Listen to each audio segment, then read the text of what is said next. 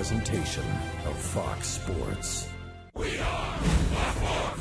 We are St. Louis.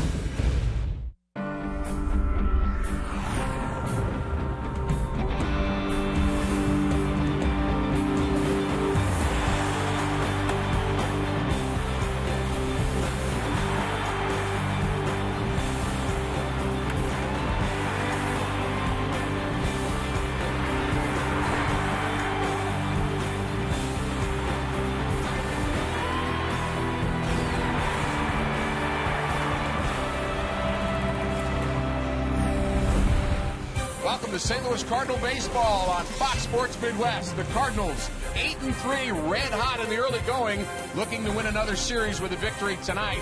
Last night's hero, Matt Carpenter, came up in extra innings with the bases loaded. Game on the line here. Line drive to right field. Jay Bruce catches it. Strong arm throw to the plate, and he is safe at the plate, and the Cardinals win it. Rick Horton with Al Roboski. Glad you're with us. It was an exciting victory in Game 1 for St. Louis in extra innings. And Al Roboski, did we find out something about this club here last night? Well, they persevered. You know, they wasted a great performance by Kyle Loesch. They stranded 12 runners through 9 innings. They were 0 for 9 on the night with runners in scoring position, but Matt Carpenter came through for the second consecutive day. He is the hero of the Cardinals. And he's been the hero quite often. 11 RBIs, not only the league leader, but he's blowing away everybody else. Shane Robinson has 5. Well, he's doing a tremendous job amongst National League rookies, but if you really look at it, he's holding his own and doing very well with the National League leaders in RBIs. So a great start for Matt Carpenter. Pitching has been very important for the Cardinals. Their starting pitching has been good. They're going to face Matt Latos for Cincinnati. They'll counter with Jaime Garcia. We'll take a look at how they pitched here at Busch Stadium when we come back.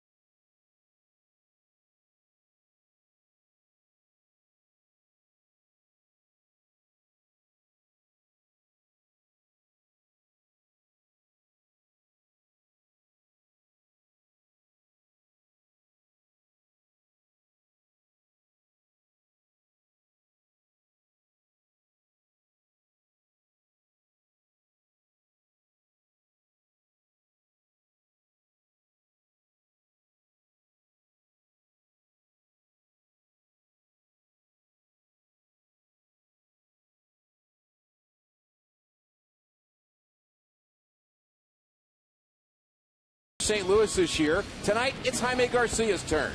And he really pitches well in his home ballpark. 16-9, good ERA of 2.37. For Cincinnati, it's their new acquisition, Matt Latos. Great potential, but for whatever reason, he has not pitched well in this ballpark. 0-2, ERA over 25. The numbers in the Cardinals' favor. You got to do it on the field. Cardinal baseball is coming up on Fox Sports Midwest.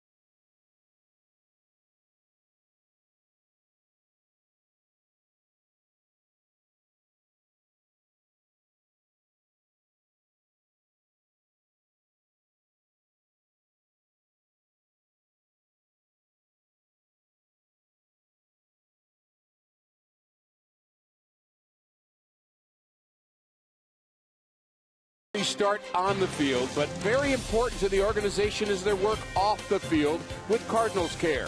Our Dan McLaughlin with more on today's Cardinal Care ceremony. Inside Busch Stadium, Cardinals Care distributed over $130,000 to over 70 nonprofit groups that support children in the St. Louis area.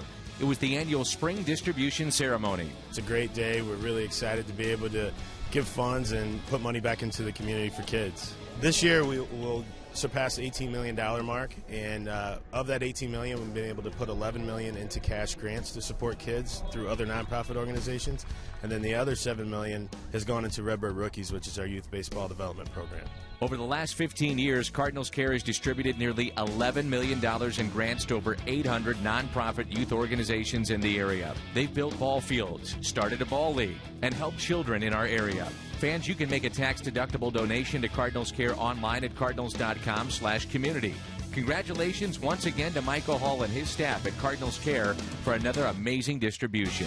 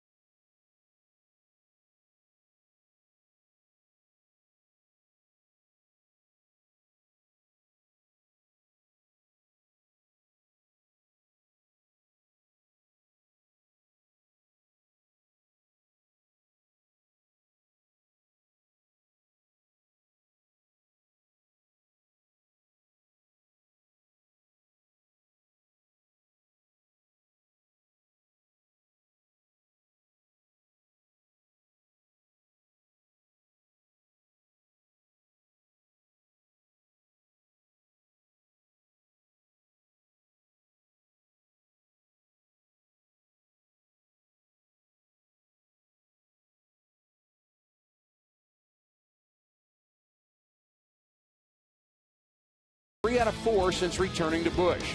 The first homestand of the season started with a series win against the Cubs. And after last night's victory, another series win is within reach tonight as Jaime Garcia and the Cardinals gear up for Game 2 against the Reds. Baseball just around the corner on Fox Sports Midwest.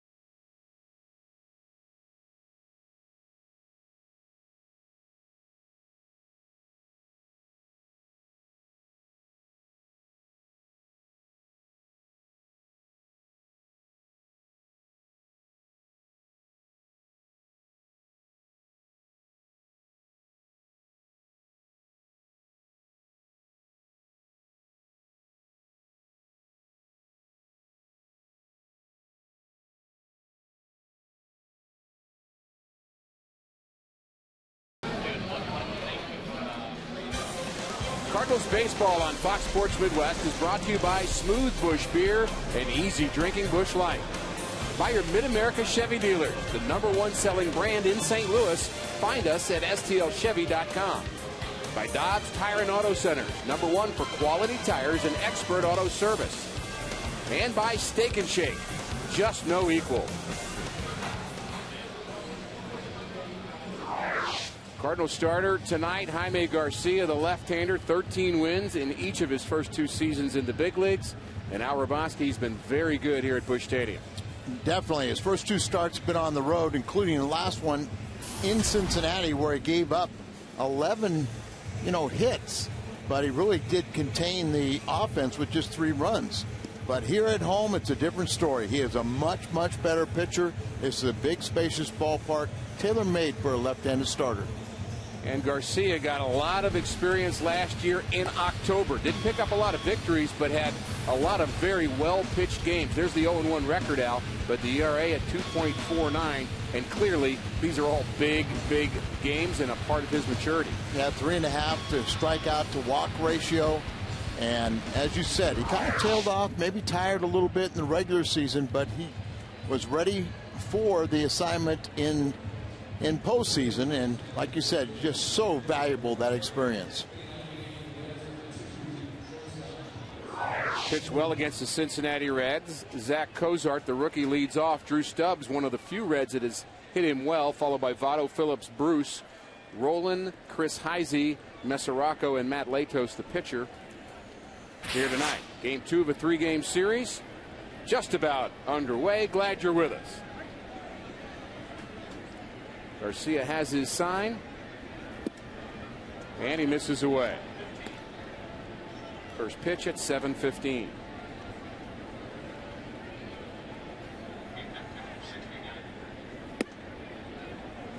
You want to throw strikes and you want to keep it down.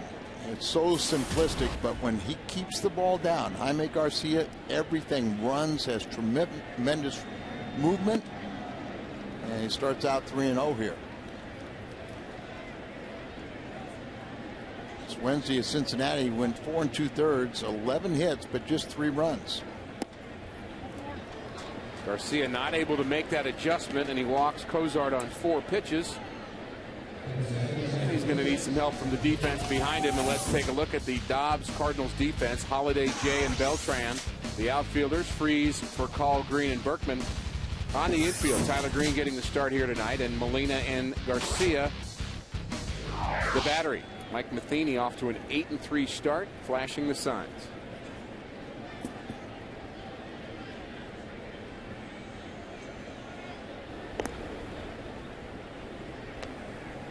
Had a chance to hear Mike Matheny talk about his club here this afternoon, and I loved his use of pronouns. He kept saying, we've got a lot of work to do, but they're really doing a good job. Giving the credit to the players. That's where it belongs, doesn't it? You know, Bob Gibson was the first to tell a very true statement when he said managers and coaches get way too much credit when a team wins and way too much blame when a team loses.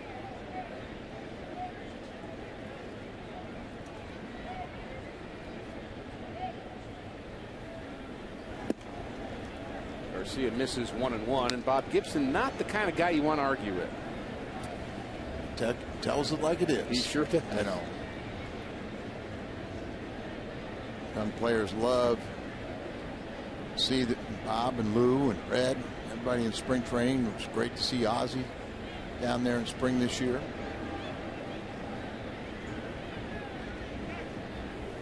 Along with a few other guest, you know, former players that not Hall of Famers, but Jim Edmonds. I think Jimmy really enjoyed his time, and there's a role for Jim Edmonds and others to go down there and help out those minor leaguers. High strike. Drew Stubbs 6 for 20 against Jaime Garcia, our Chevy Fox Tracks. Is it a strike? Right at the top of the strike zone, but you know, the strike zone, what is it today? I mean, there he catches it belt high, and it's at the top of the Fox Track strike zone.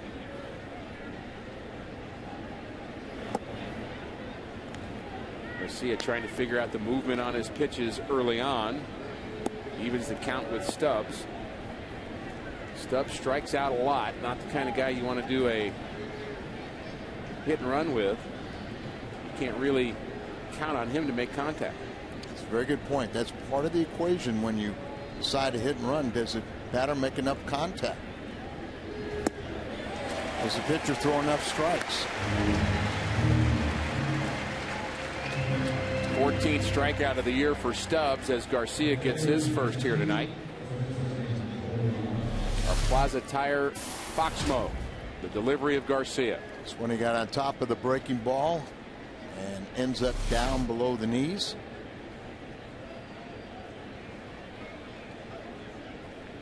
Jaime's pitched very well against Cincinnati in his career, and one of the big reasons is he's contained, you know, Votto, Phillips, and Bruce.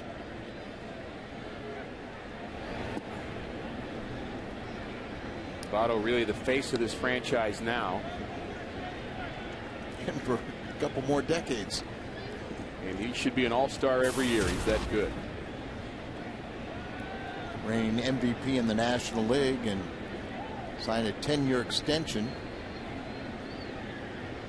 He had a couple years remaining, and with an option year could run as long as 2024.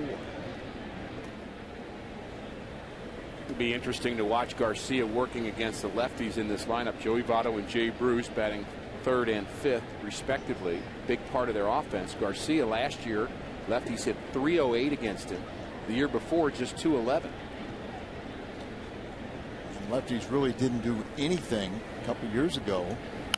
Next base hits. Ground ball to second. Green quickly to short for call. On to first, double play. Garcia gets it done for call. Will lead it off.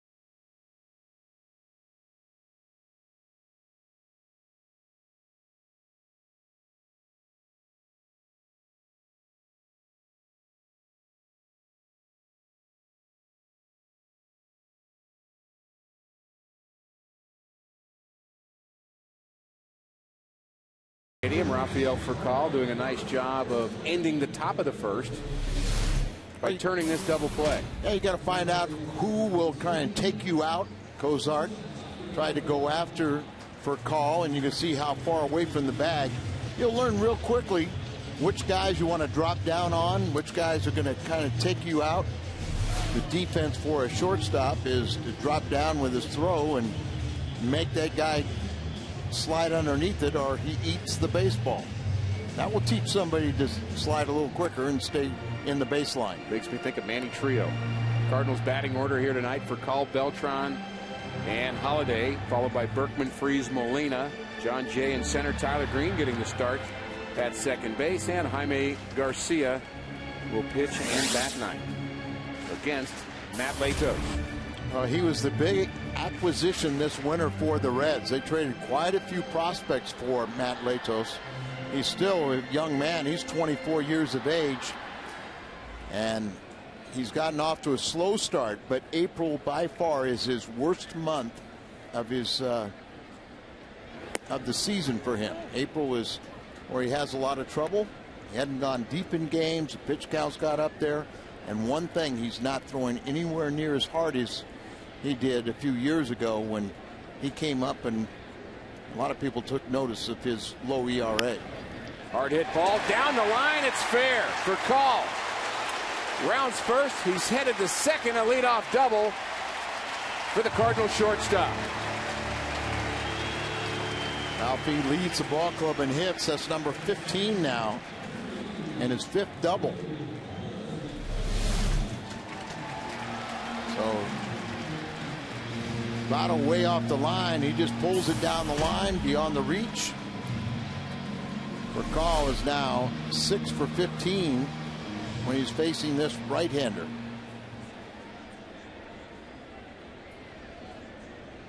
Beltran's 2 for 2 with 2 home runs against Latos. Can't get much better than that. Nope. Switch hitter Beltran batting from the left side. He says, Al, that he's more comfortable from the right side, but I just love his swing from the left side. Well, when you look at a guy like Beltran or any of the switch hitters, their natural side is going to be right-handed. But because they had speed, somebody made the suggestion, get closer to first base, learn to become a switch hitter. And, you know, he's hitting .500 right-handed, just .310 left-handed. Pitch at 92 for Latos. We'll check his velocity throughout the contest tonight. Used to be 96, and now it's pretty much that 92. Now, that's not to say that as the summer heats up, his velocity will increase.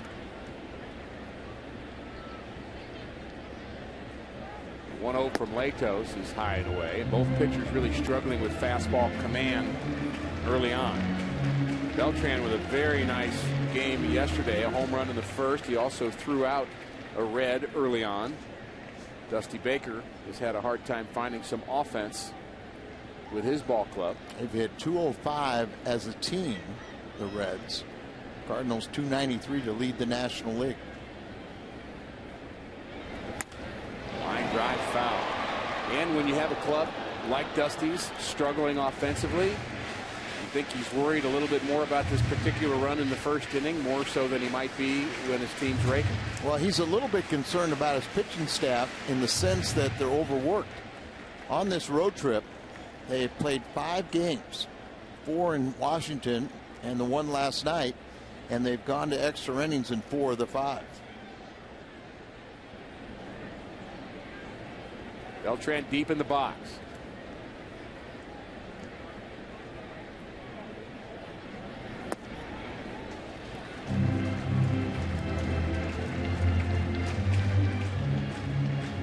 Latos, when he came up in his first full season, kind of established a record. What was it? He had like 15 consecutive starts that he threw at least 5 innings and gave up 2 runs or less.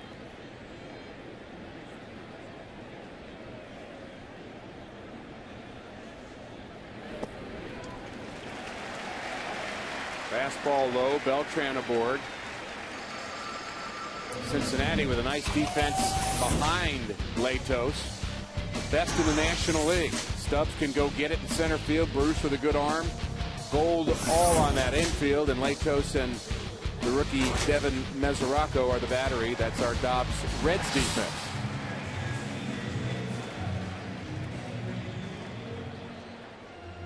Brings in Matt Holliday. Holliday at 200. Just 1 for 5 yesterday, but it was kind of a loud 1 for 5. Missed an opportunity in the 9th to win it. That ball's hit hard to right field.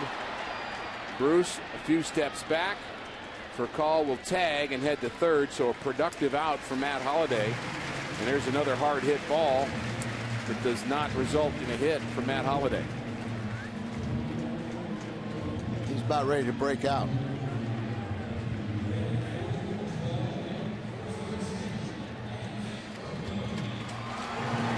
I thought you said he was going to. We're going to say he's going to break his helmet. No, about to break out, meaning I know hitting. But the frustration of when things aren't going well is something players have to deal with. And you got to learn that as many times you want to break it, it really doesn't do any good. I'm sure you've seen many sinks in the clubhouse that were destroyed by a player taking a bat to them. Sinks, toilets. Yep, seen them all. Helmets. Makes a loud noise, let me tell you. Berkman. Paints Berkman on the outside corner. Lance not sure about that call. Play was a little bit outside, and Lance only 2 for 9. Has more trouble with Latos than any other Cardinal, but one hit, he'd be at 300. Beltran 2 for 3 in stolen bases. Not going. Ground ball to the right side. Votto can't get it. Phillips can. Close play, safe at first. Latos was late covering first base, and Berkman, sore calf and all, beats it out. That's what hustling does for you. Dusty can't believe it. You know, Phillips did a nice job, you know, of getting to that ball, but he had to wait for his pitcher. Just kind of a swinging bunt, just gets it by the mound. So you're going to get a run out of it. Votto can't pick it up, but there's Phillips, and then he flips to his pitcher, who had to look down, and by the time he takes that time to look down, Berkman touches on the base first. Good call. Very close, very good call. That's Brian Gorman. He's the crew chief. Right on that call. David Freese at 371. A couple of Cardinals aboard. Mentioned Brian Gorman. His father was an umpire, and I'm sure if his dad, Tom, passed away this winter, but facial resemblance is very pronounced.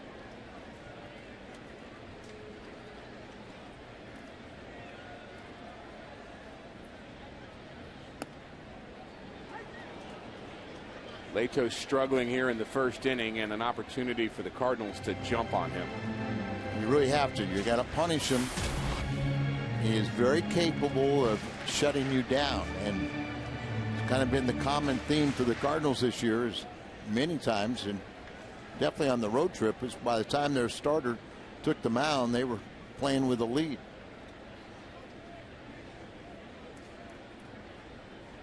There go the runners. Pitch is low, and a double steal. No chance at either Beltran or Berkman. And you've got to blame that on the pitcher Latos.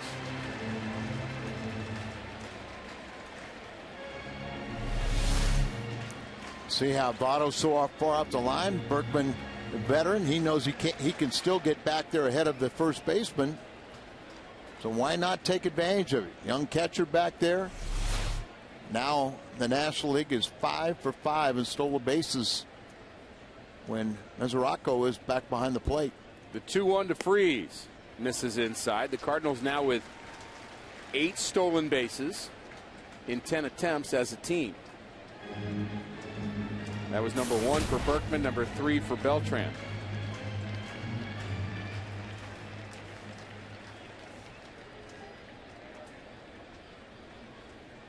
Freese with 11 RBIs already this month. And Matt Carpenter, in a lot fewer at-bats, has tied him. Line drive hit down the line. This will score two. David Freese has doubled home Beltran and Berkman. And it's 3-0 Redbirds. Freese just regained the lead in RBIs.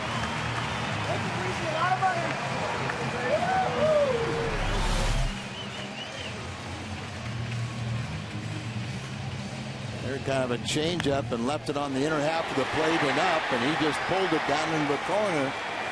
Two men in scoring position. They come home easily, and the Cardinals have a quick 3-0 lead. Scott Rowland can't get it. Nobody can.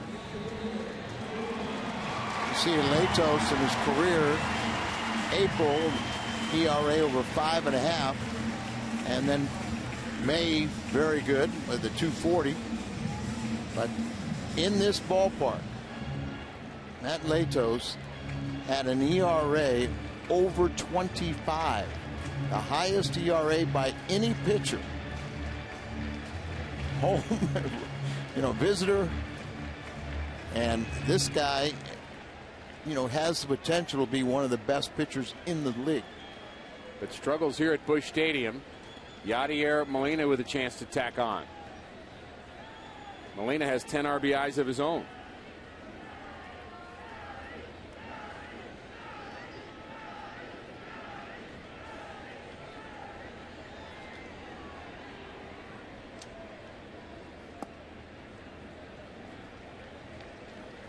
Mentioned all the players that they traded to get Latos.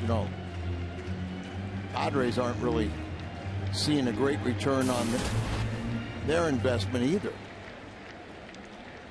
But it is early.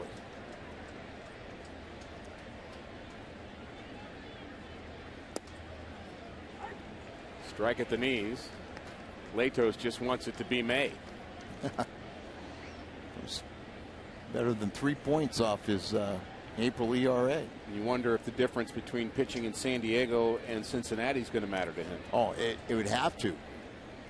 San Diego, one of the biggest ballparks, very tough on hitters there. And then you go to one of the most explosive, cozy little ballparks in Cincinnati. I'm sure that's going to have an effect on his pitching.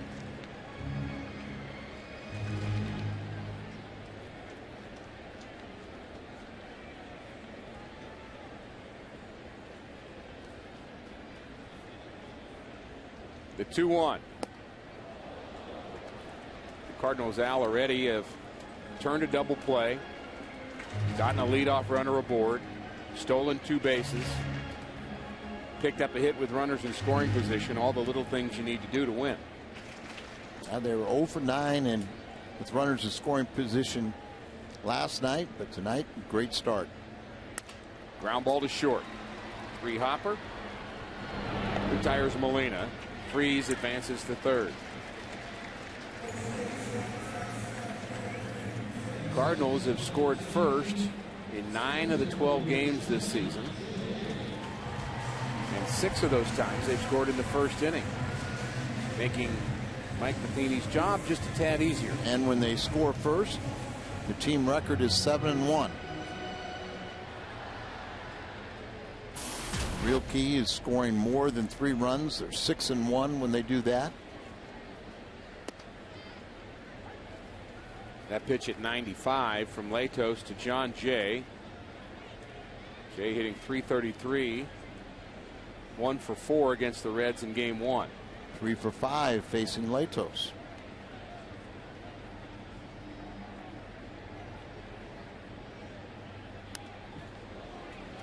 Good hack there.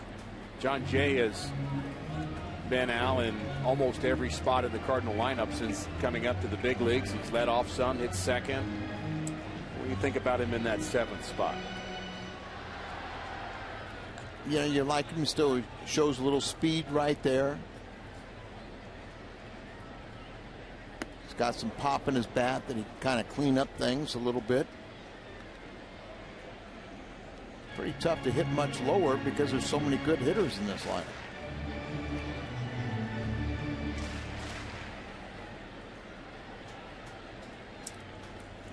Tyler Green will bat next.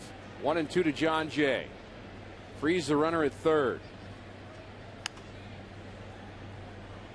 Watch out in the Cardinals dugout.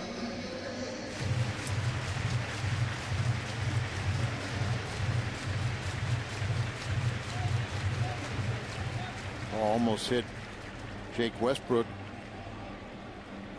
Don't want anything to happen to these guys. They're all pitching well in that rotation.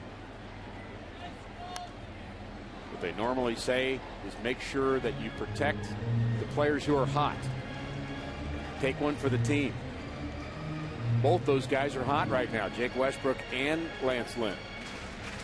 And it kind of allows us to give a little more healing time to not only Carpenter but also Wainwright.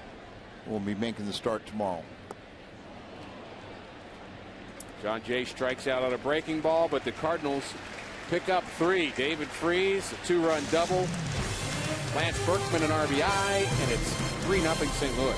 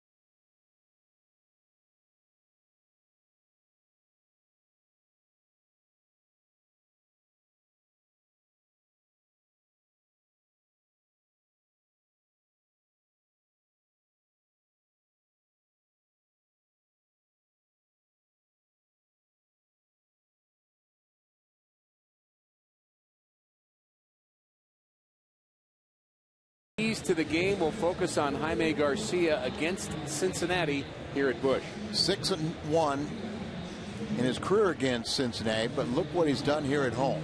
4-0, 2.19 ERA, 2-to-1 strikeout to walk ratio, and a ton of runs in support.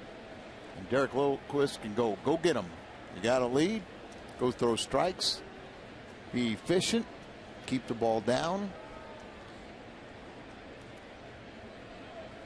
You say a ton of runs. If you get 10 runs a game every 9 innings, you better win. Should be 4-0. But when he's got a 2.19 ERA, obviously he doesn't need that. Right. But he can have fun with it. And 3 runs of support already. There's a fly ball shallow left center. Who's got it?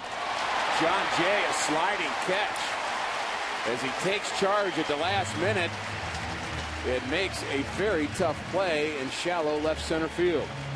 Well, when he took off, I saw him first look to left field, and then he just got on his horse and just goes over there right in front of Holiday, and you can see Holiday pulls up, and so there was going to be no collision. So good communication, and that's how you play center field.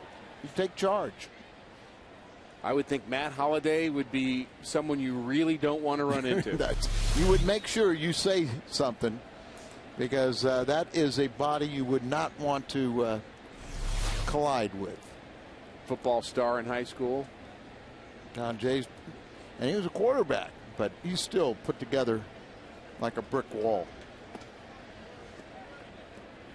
Garcia facing his second lefty of the night. This time it's Jay Bruce. Bruce just 3 for 18 in his career against Garcia.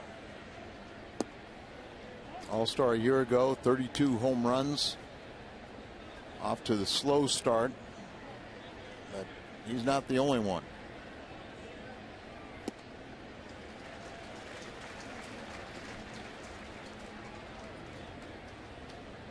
Funny how teams get into a funk where a couple of key players aren't hitting, and then this gets tougher for everybody.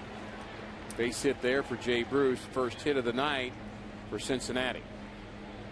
And there's a little bit what you talked about is left-handed hitters are hitting a high clip against Garcia, much higher than it should be. Host your next party at the ballpark and leave the entertaining to us. Party suites include a fully catered, all-inclusive menu, plus a great view of the game. Party suites are great for groups of 30 or more. Book yours today at cardinals.com/party suites. Celebrating the Blues. Okay, that's the only reason we'll let that be blue water, but I thought water was blue. Or crystal clear. But go Blues. How fun has that been? Playing so well, entertaining hockey. So many good players.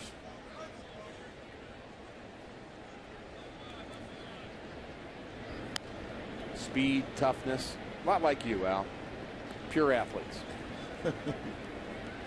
I can remember when. Well, it's past tense. I'm impressed that you can remember. Easy now. Scott Rowland. What did you say?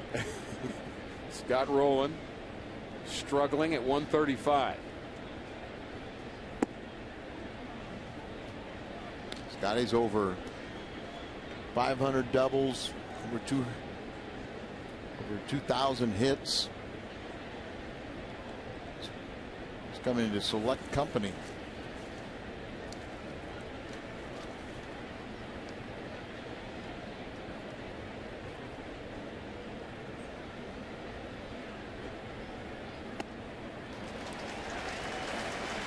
At age 37, the bat may be just a little slower.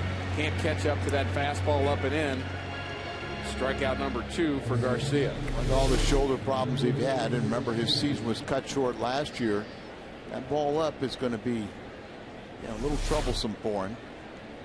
That's kind of a cutter at 85. Didn't have a lot of movement, but Chris Heisey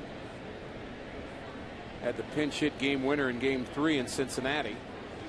Another move to first for Garcia. Heisey has 2 hits and 3 plate appearances as a pinch hitter, but he's not fared quite as well as a starter.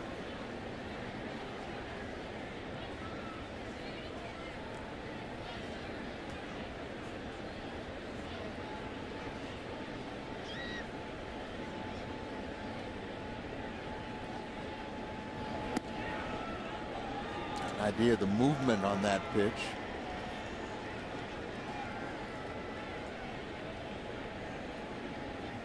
A lot of left-handers in the old days never could throw a ball straight. Today, for some reason, most of them, the ball's a lot straighter, but Jaime's a throwback. Trying to control that movement, finds the strike zone, little fly ball to right field. Beltran retires Heisey. Garcia threw 2 innings. We keep telling you got to root for the Blues. Even Stan Musial's doing it.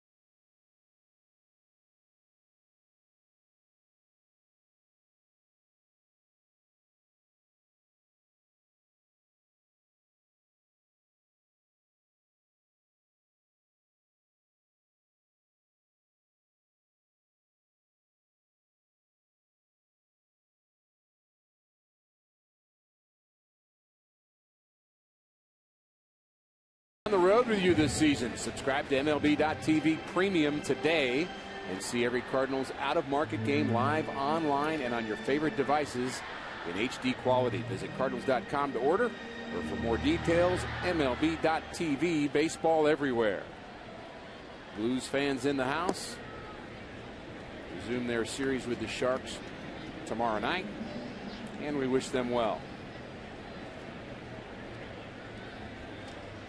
Tyler Green leads it off for St. Louis, batting in the 8th spot. Good swing at a high fastball, 1-1. Green, Garcia, and the top of the order in Rafael Furcal. Cardinals broke out with 3 runs in the first inning on 3 hits. Berkman, an infield single, drove in the first one. Then David Freese delivered a double past Scott Rowland for 2 more.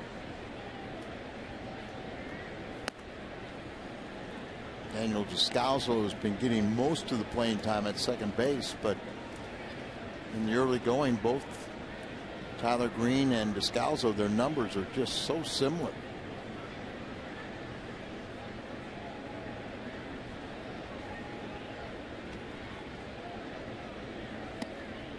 Both Descalso got the start yesterday, got a hit, but Descalso was batting .200, the same that Tyler Green is playing. They both have no home runs, 2 RBIs, and both have committed an error.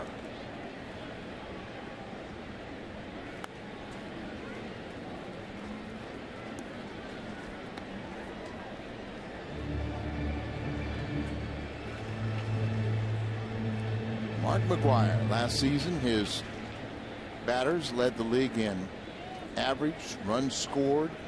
This year they lead in average, runs scored, and home runs.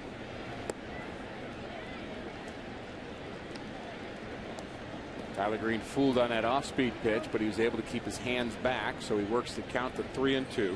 I really laugh when a lot of people think that Mark McGwire, one thing he could teach is home runs. So they are leading in home runs, but that's not his philosophy. His philosophy is, really to hit the ball up the middle, stay on pitches, make that pitcher work, get his pitch count up, get into the bullpen as quick as possible. A lot of well-pitched games early on, a lot of teams struggling offensively, but the Cardinals batting .293 as a team. 3-2. Green at the plate, and ball 4, and the speedy Tyler Green reaches base. Lato's not sharp so far, and another conversation with a catcher.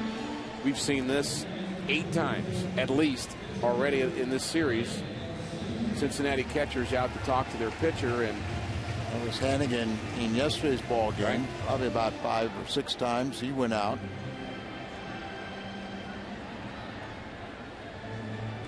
Jaime and Molina, along with Derek Lilliquist and Dyer Miller, they get together before a game, so you don't have to do that so many times during the course of the game. Bunting situation. Garcia pulls the bat back, ball 1. Classic teaching here. You're a pitcher, you're trying to get the batter to pop it up, you throw a high fastball. Everybody says that's the hardest pitch to bunt. I'm not sure I always agree with that, but that's what's taught mostly. Do you agree that one of the easiest pitches to bunt is a breaking ball? Depends on how good the breaking ball is. Well, as they're aggressively charging, Jaime's the kind of guy that can swing the bat a little bit. There goes the runner. Throw to second base, and it's a stolen base for Tyler Green. Tyler Green has still not been thrown out stealing as a major leaguer.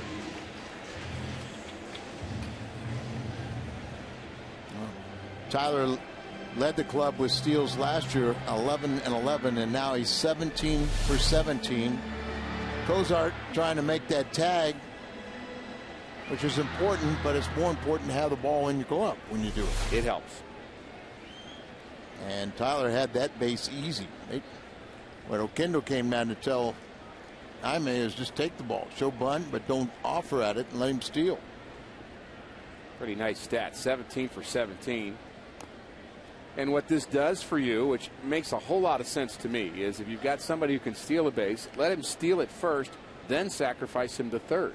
Why waste sacrificing the second if he's going to steal it anyway?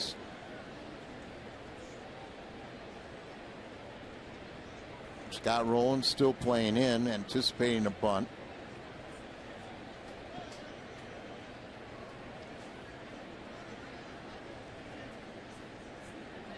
Garcia squares.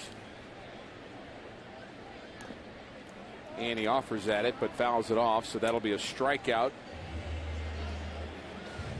Number 2 for Latos. Not very good fundamentals there on trying to lay down the bunt. He's trying to bunt one of those easy curveballs to bunt that you're talking about. Well, he never got in a good field position. The bat was back behind the plate. That's why on strike 2 he fouled it off, because he had the bat in foul territory. You got to put the bat out in front of the plate, preferably the barrel higher than the handle. Have your knees flexed so you can go up and down with the height of the pitch, and just let the ball come to you.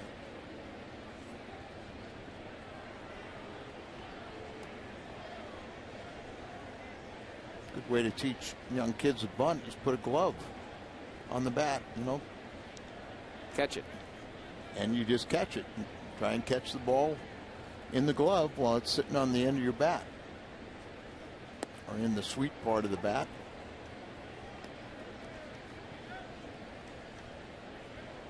Now, Latos has had some real problems in this ballpark with an ERA over 25 coming in. But you see Adam Wainwright talking to Holiday, because there's been only one home run hit off of Latos, and that was off the bat of Adam Wainwright. Think he remembers that? Oh, I think Adam does. You think he's telling Matt Holliday about it? Well, home run hitters kind of get together and they discuss those things.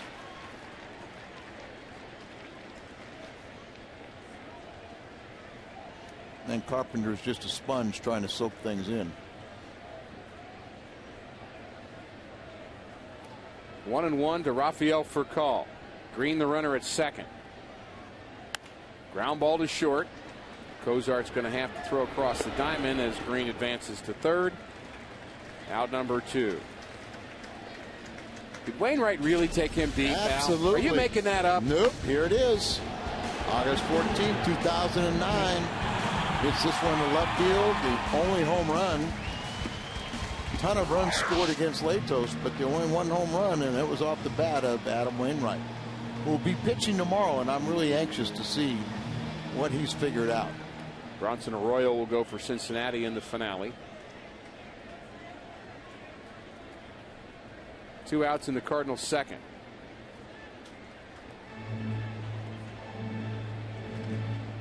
Beltran walked, stole a base, and scored in the first inning. And we were told again today it could be Beltran. He doesn't really care. Call him what you want, Al. We'll go with Beltran.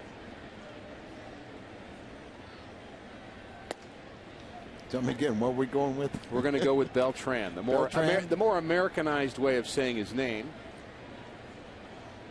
What a career he's had. Ton of home runs as a switch hitter.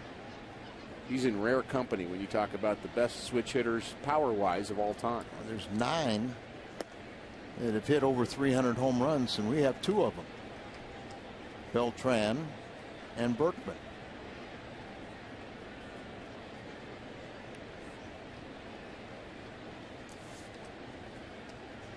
3-0 St. Louis. Long one to right. This could be, and it's gone. Home run number 5 for Carlos Beltran.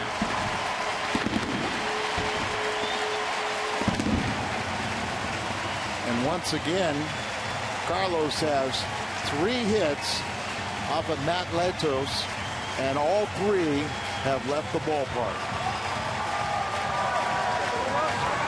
3 for 3, walk.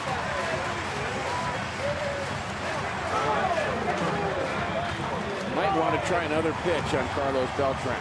I have a feeling he's tried them all.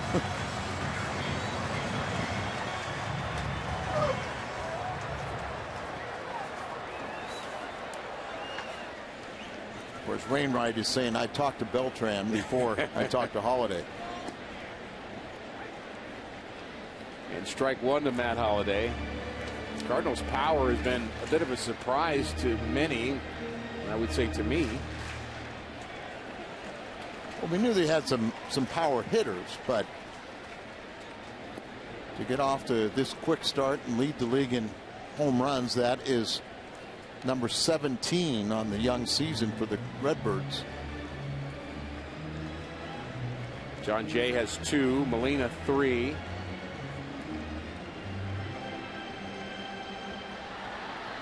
Here's a couple of the power hitters for you. 0-2 to Holliday. Waves at a breaking ball. Couple of strikeouts in the inning for Latos.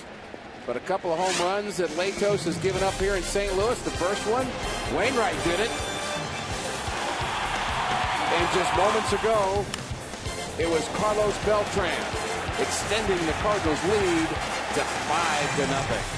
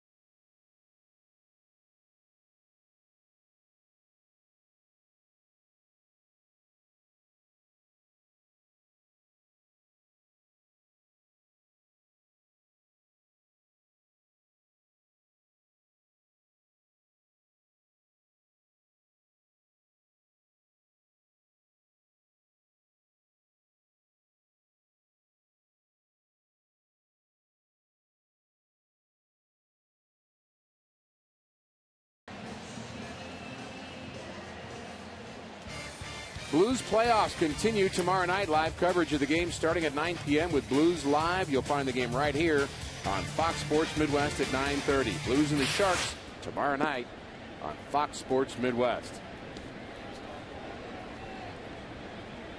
Cardinals showing their support for the Blues. A nice sign outside of Busch Stadium, right near Stan Musial. Sure to get attention. Plenty of folks rooting for the Blues, including some of the Cardinal players. Rick Horton, Al Raboski, along with Jim Hayes here in the third inning. Jim, good to have you with us here, and many of the Cardinal players are excited about what's going on with the Blues. Yeah, one guy who isn't really that excited is Daniel Descalso. We know Daniel is a very popular Cardinal player. The one place he's not that popular is at Scott Trade. See, Daniel grew up on the West Coast, and he's a Sharks fan, and he was telling me he was at the game the other night. He wasn't rooting for San Jose, even though he's a fan. Hard hit ball up the middle for call. Throws out Mesoraco, out number 1. But he was being responsible and respectful. But some of the Blues fans knew who he was and knew his background and started booing him. So there was a section of Scott Trade booing where the ever popular Daniel Descalso was booed for being a Sharks fan. Well, after you gave that story, now you'll get the whole arena booing him. Nice going. He is allowed to root for the team from whence he came, no? Ask Kachuk about that. I just was thinking about that. Came to Busch Stadium with a Red Sox jersey. 04, you know, and the he World was booed, Series. Booed resoundly. So the answer is no.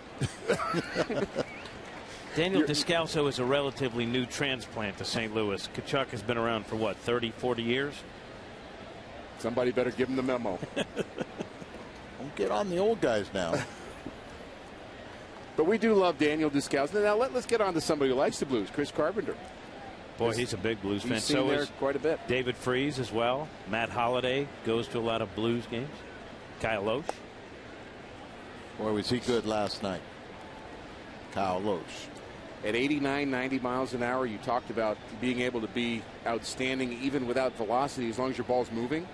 As Garcia kind of has that stuff where he can be outstanding at 89, 90. Well, Loesch the same way. And it's what we're talking about. Today's pitchers, so many of them don't have fastball command. And right now, Adams going to have to deal with that. And not what you want to do, but unless you want to wear out the opposing pitcher and have him on the base paths. Busch Stadium in St. Louis, 5-0 St. Louis, game 2 of a 3-game series with Cincinnati.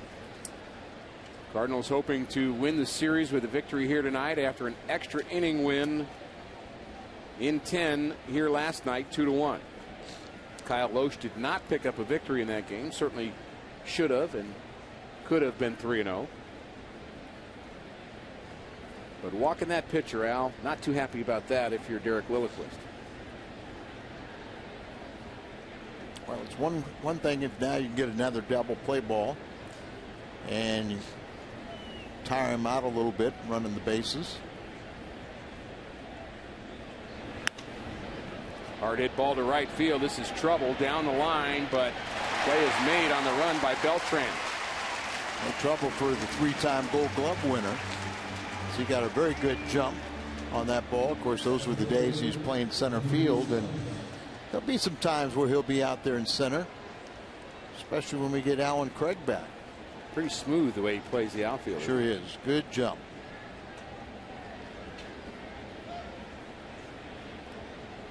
Drew Stubbs struck out in the first. Latos the runner of first. Just 1 RBI in the season for Stubbs. 40 stolen bases last year. Well, how about their cleanup hitter tonight? Brandon Phillips has no RBIs. He has missed 5 games with a hamstring issue. But really not a lot of RBIs in total for Cincinnati. Their offense has just not been clicking. Just 205, 15th in the National League. Scott Rowland going 2 RBIs.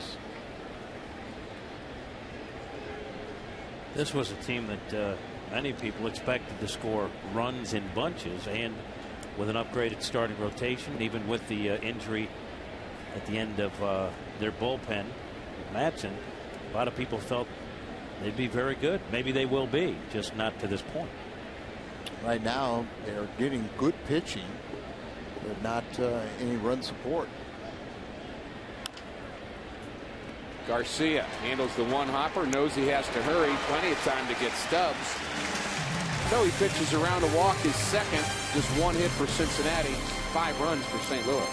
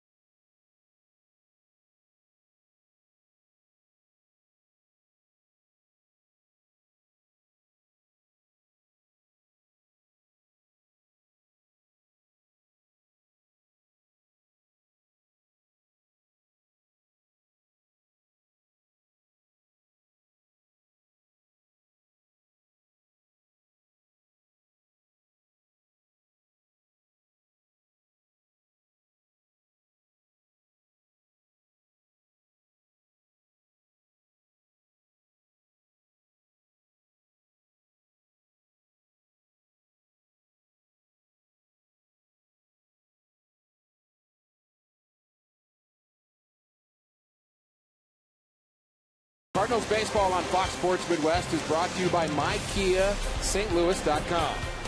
There's no curfew for late night cravings, so stop by Jack in the Box, where the entire menu is available all day long, and by the new wireless receiver from AT&T Uverse. Visit att.com/freeyourtv. Rethink possible. 5-0 St. Louis. Adam Wainwright having some fun, I guess, on the bench with Jake Westbrook. Not really sure what they're doing. Are they surfing? Are they dancing? A couple Georgia boys, no telling. Jake Westbrook's had to make a couple of athletic plays that maybe Adam's making fun of him. Is that maybe what's going on there? Now they're That's doing the you. Three Stooges stuff. Game-o. That's it. Three Stooges. Just like us. Doesn't look like a guy that's uptight about his start tomorrow. One thing about Adam Wainwright is he, despite what he's done on the field, guys, he's a guy that can maintain his leadership, his confidence. You just get the feeling that he's going to figure it out. A lot of folks asking us about, is Adam Wainwright having a serious issue? Fly ball to left. Out number 1. Well, we'll talk more about it tomorrow, but I just think Adam, and we all felt this way, the way he progressed last season, and coming back off the Tommy John, missing the whole year, but we started seeing the baby steps and then taking the next step, and you just felt like he was going to be one of those guys that were going to bounce back in 12 months. But it's proven to be a 12 to 18-month process for Tommy John, and off to a great start in spring training, throwing 93. I still think he's in a dead arm stage. He won't say that, but he won't make any excuses. But if you think about it, guys in the past used to throw 30-plus innings, and after about the 4th start, you'd kind of hit a dead stage. Well, his dead stage kind of hit the first 2 starts of the year. And there's a third Stooge. Oh, he wanted to play. we saw so much of this last year, didn't we? Just don't like to see a team that uptight. Lance Lynn's trying to say, is this what I'm supposed to learn?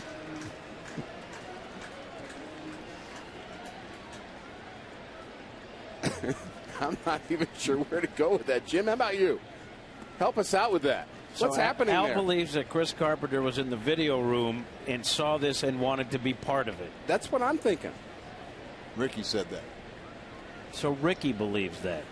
I'm not so sure. You look like you jumped in.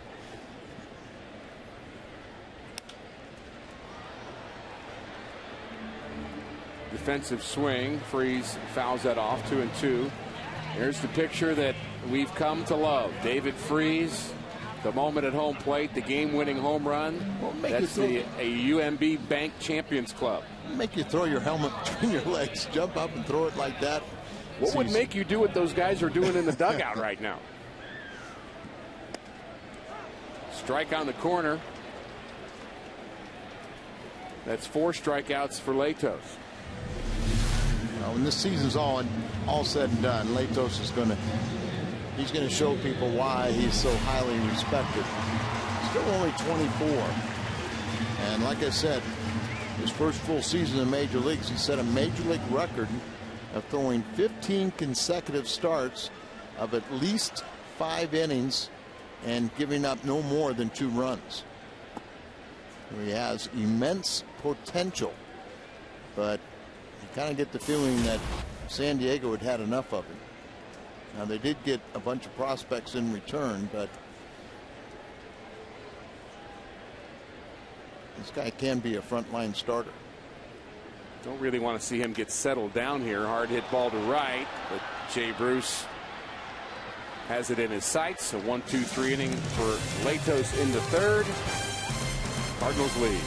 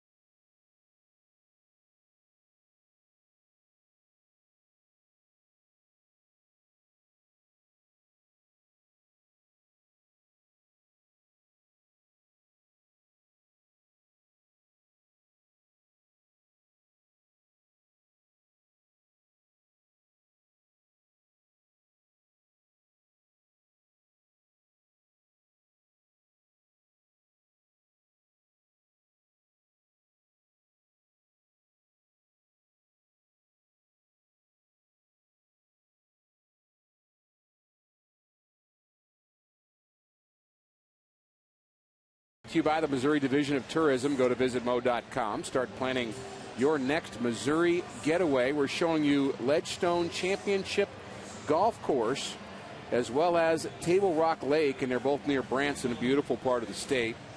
The 18-hole golf course is a masterpiece of mountain golf architecture, and the lake has nearly 800 miles of shoreline and over 43,000 acres of water for visitors to enjoy in many ways. Just a beautiful part of the state.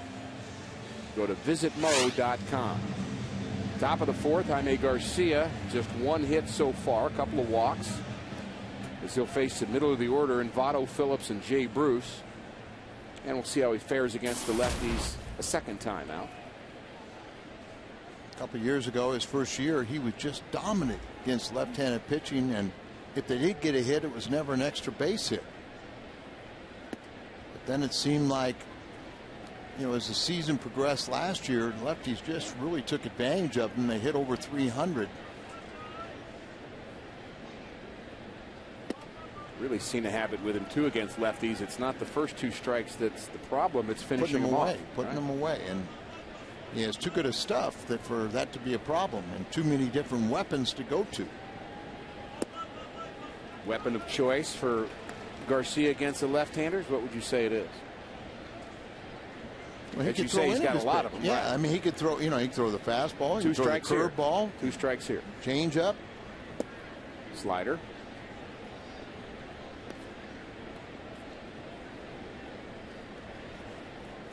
His velocity seems down a little bit, but obviously, you know, it's not affecting him. Only one hit allowed. The 2-2. Fastball, base hit to left field. There you go. The two hits are both left-handers. Not counting that last base hit to left. Garcia has pitched well against the tough hitters in this Reds lineup. More strikeouts than hits for Phillips, Votto, and Bruce. If you're going to beat the Reds, and he's 6-1 lifetime, 4-0 here, you have to contain that trio. And you better keep people off in base in front of them.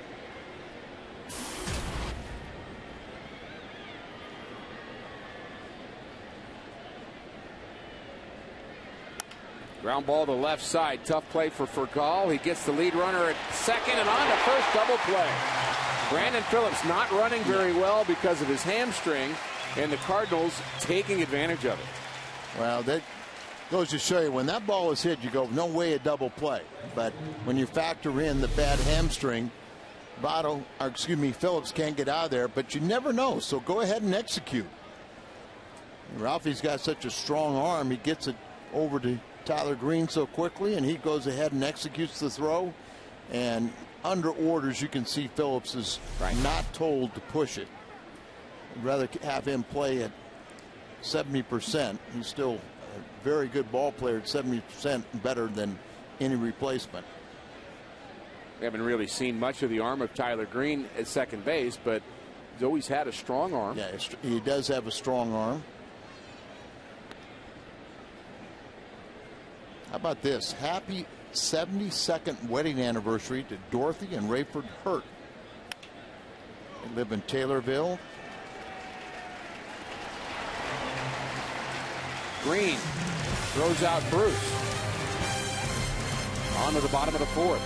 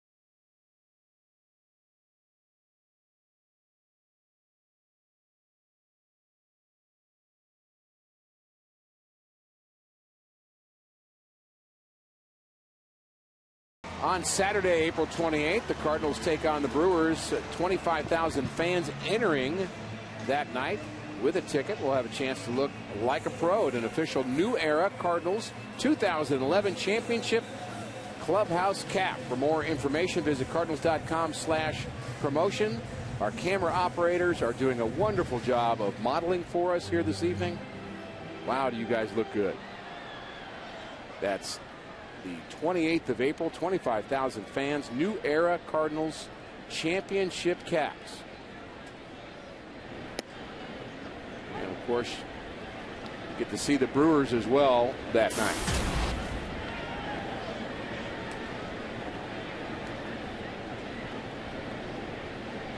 Wonderful promotion items all season long. And it makes it that much better when you've got World Championship attached to those promotional items. Already had the ring giveaway and the pennant. Ring giveaway was sensational. John Jay. These rings are metal, and apparently you can actually take them to a jeweler and have them sized.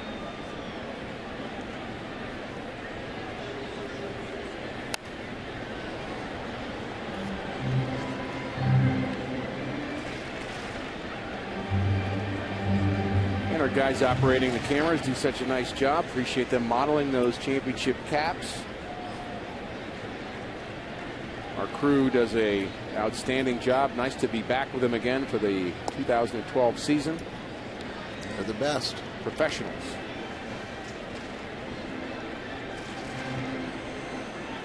News on our crew. Danny Martinez helps us out with a lot of stats and preparation. Recently married. Congratulations. That's right. Congratulations.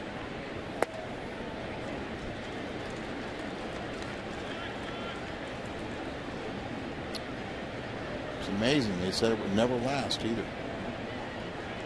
So far, so good. Felicitaciones, Danny.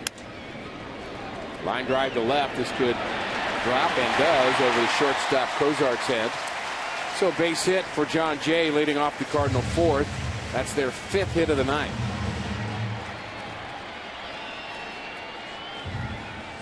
John Jay now 4 for 7 when facing Leto. Set up outside.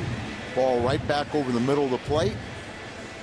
And hit it with a lot of authority, and that's why it fell in between the left fielder and over the head of the shortstop. Good look at the location on our Missouri Lottery Fox tracks. Jay, a threat to steal. He has 1 stolen base on the season. Tyler Green walked and scored in the second.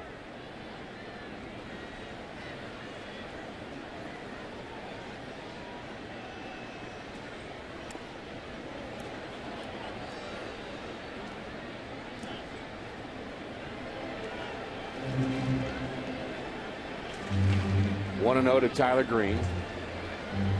Green pretty patient at bat as last time.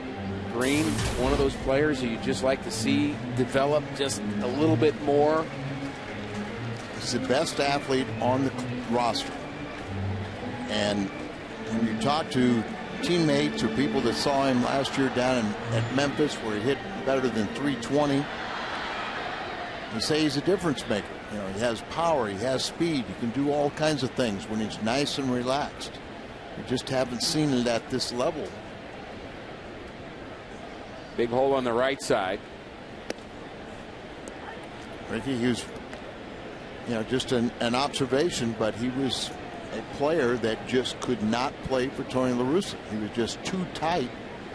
So it's a real benefit to having Mike Matheny, who is kind of a little pet project. Mike has really tried to give him the job in spring training, but he was one of the few, or one of several, that, you know, he's really made a personal, you know, to go out and really build up the confidence and speak with Mitchell Boggs and Tyler Green, tell these guys how much confidence he has in them, just to relax and let that good ability come through.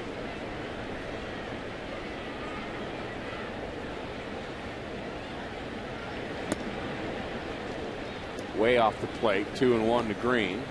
And pressure of Tony La Russa is now gone, but the pressure of this being a make or break year for Tyler Green remains. Sure. He's out of options. He's either in or he's out in 2012. There's no sending him to AAA. He's off that train. He's a former #1 draft pick out of Georgia Tech. Hard ground ball to short. To Phillips for one, on to first, and Green is doubled up. 6-4-3. And that erases the leadoff hit by John Jay. Now you get Garcia through the inning. So he'll come up and bat here with 2 outs. Seen 3 double plays in this game tonight. Errorless game. The Cardinals have out hit Cincinnati 5-2.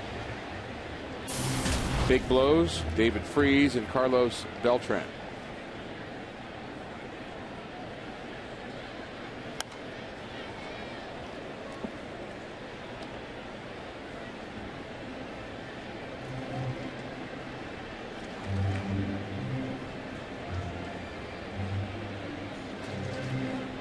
Al, other than the rain the first 2 games of the homestand, we've had very nice weather here at the ballpark. It's been very, very pleasant. And it should be a nice finale tomorrow afternoon. I'm sure there's tickets available, so come out, and what we hope will be the Cardinals going for a sweep. Adam Wainwright, Bronson Arroyo. Now, after the first game of the year, where we played against Miami, Cardinals played 27 games in their division.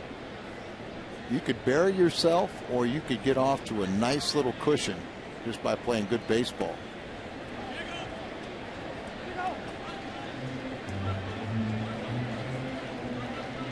So far, the Cardinals have taken advantage. They've won 3 straight series against Central Division foes.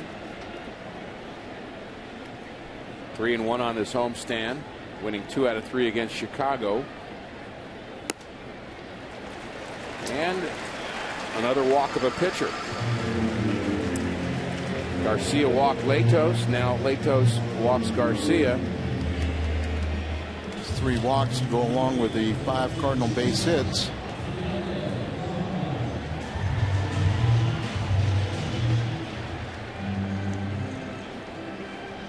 Already here, 74 pitches.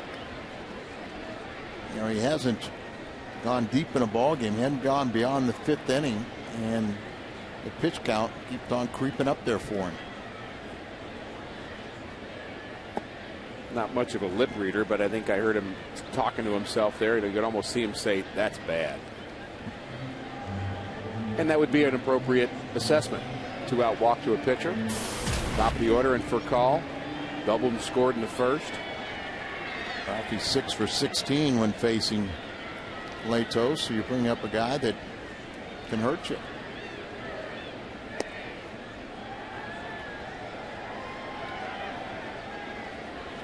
Velocity in the fastball isn't quite there. The sharpness on some of his breaking pitches. Got a decent changeup, but he's left it up a few times.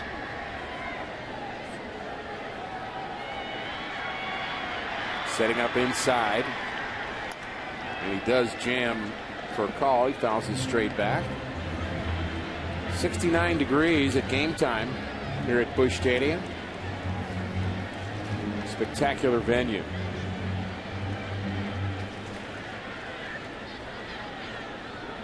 Beyond the left center field fence. The action inside the ballpark has been all Cardinals. The 1-2. Hitting the gap in right center field. This could be trouble, and it is down. Cut off by the center fielder, who bobbles it a bit. Garcia is going to try to score. Phillips has it. The play at the plate, and he is out at the plate. Bang, bang play. Good throw from Brandon Phillips. And Garcia is thrown out at the plate. Perfect relay. Stubbs to Phillips. The plate is blocked. Still 5-0 St. Louis.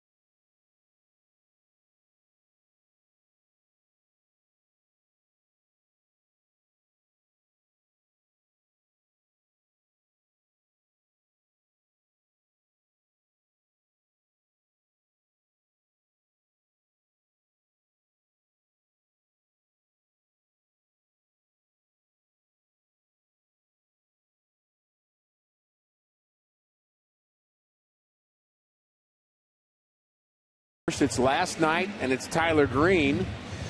Well, the difference here, Tyler Green hits Mesoraco before the ball gets there, so he misses it, and that was the difference. Here, he blocks the plate once again, but this time, Jaime's a little late, and he's able to hold on to the ball. Last night was a game winner. Tonight, you run your catcher right into the shin guards of, or you run your pitcher right into the shin guards of the catcher, but it appears that Jaime's all right. I'm not sure I've ever seen a catcher do that as well as Mike Scioscia. You're absolutely right. You know, Mike Matheny was pretty good at it. Agreed. But Scioscia, he had a technique, and you know, not all the times he came out of there unscathed. Jack Clark hit him. Jack Clark hit him, and they asked him, they were out in L.A., right? And asked him what town you're in. He said Houston, and Tommy said, okay, go ahead. Go play. You're fine. Jack had a full head of steam. There is a technique to blocking that plate and how you can keep yourself from getting hurt. You know, unlike Buster Posey last year. And that's what Mike Matheny was so good at. He would roll with it. Yeah. He would kind of roll backwards and something on the hit. You know, after you tag him out and that hitter goes flying right over you and hurts himself. And you know, you got that protection, but there's an art and a technique to it.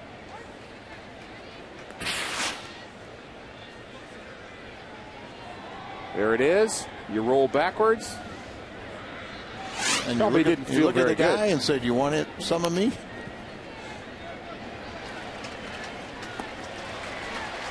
Roland bounces out 1-3, and Matheny did have, despite us talking about how good he was at it, he did have a couple of times with foul tips and with other collisions at the plate where he really had some issues with concussions, and really it's what ended his career prematurely. And you remember that, you know, there was a long period of time after he, you know, retired that he still wasn't quite right, and really had to worry about that. But he is now, and he's off to a good start.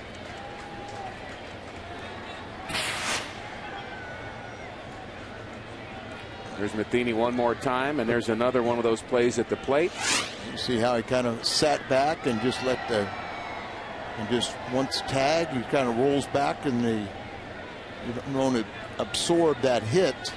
But there are sometimes you get hung out to dry, and you really can't do anything about it. Tough play for Berkman.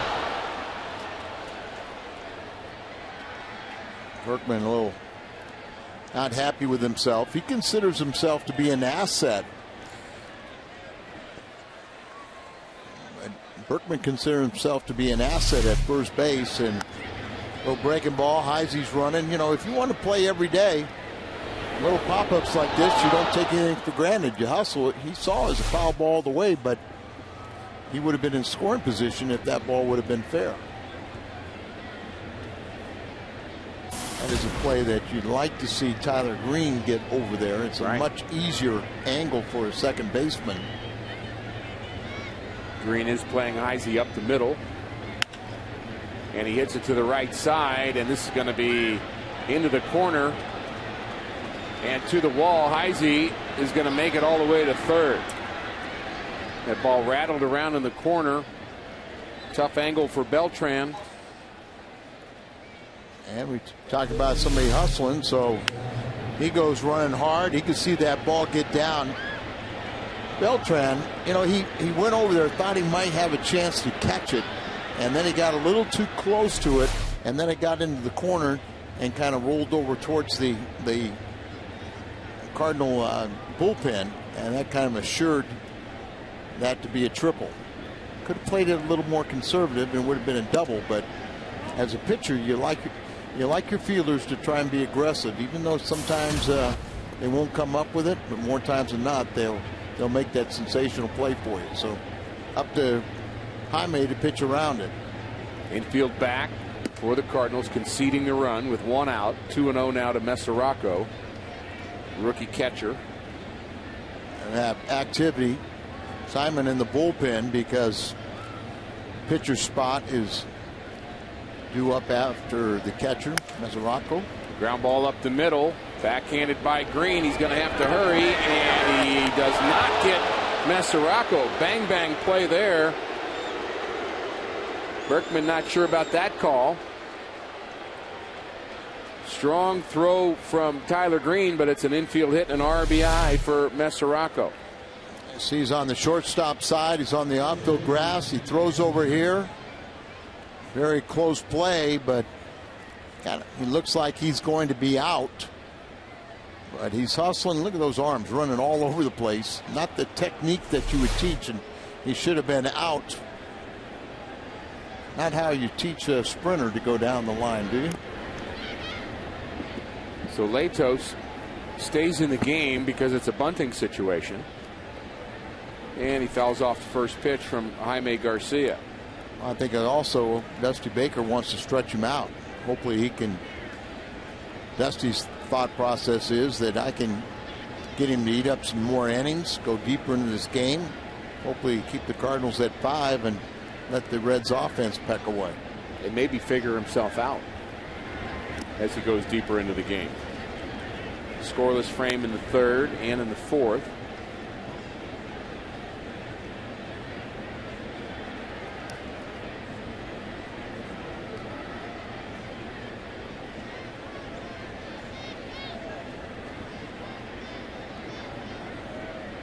Each pitcher's had a tough time pitching to the other.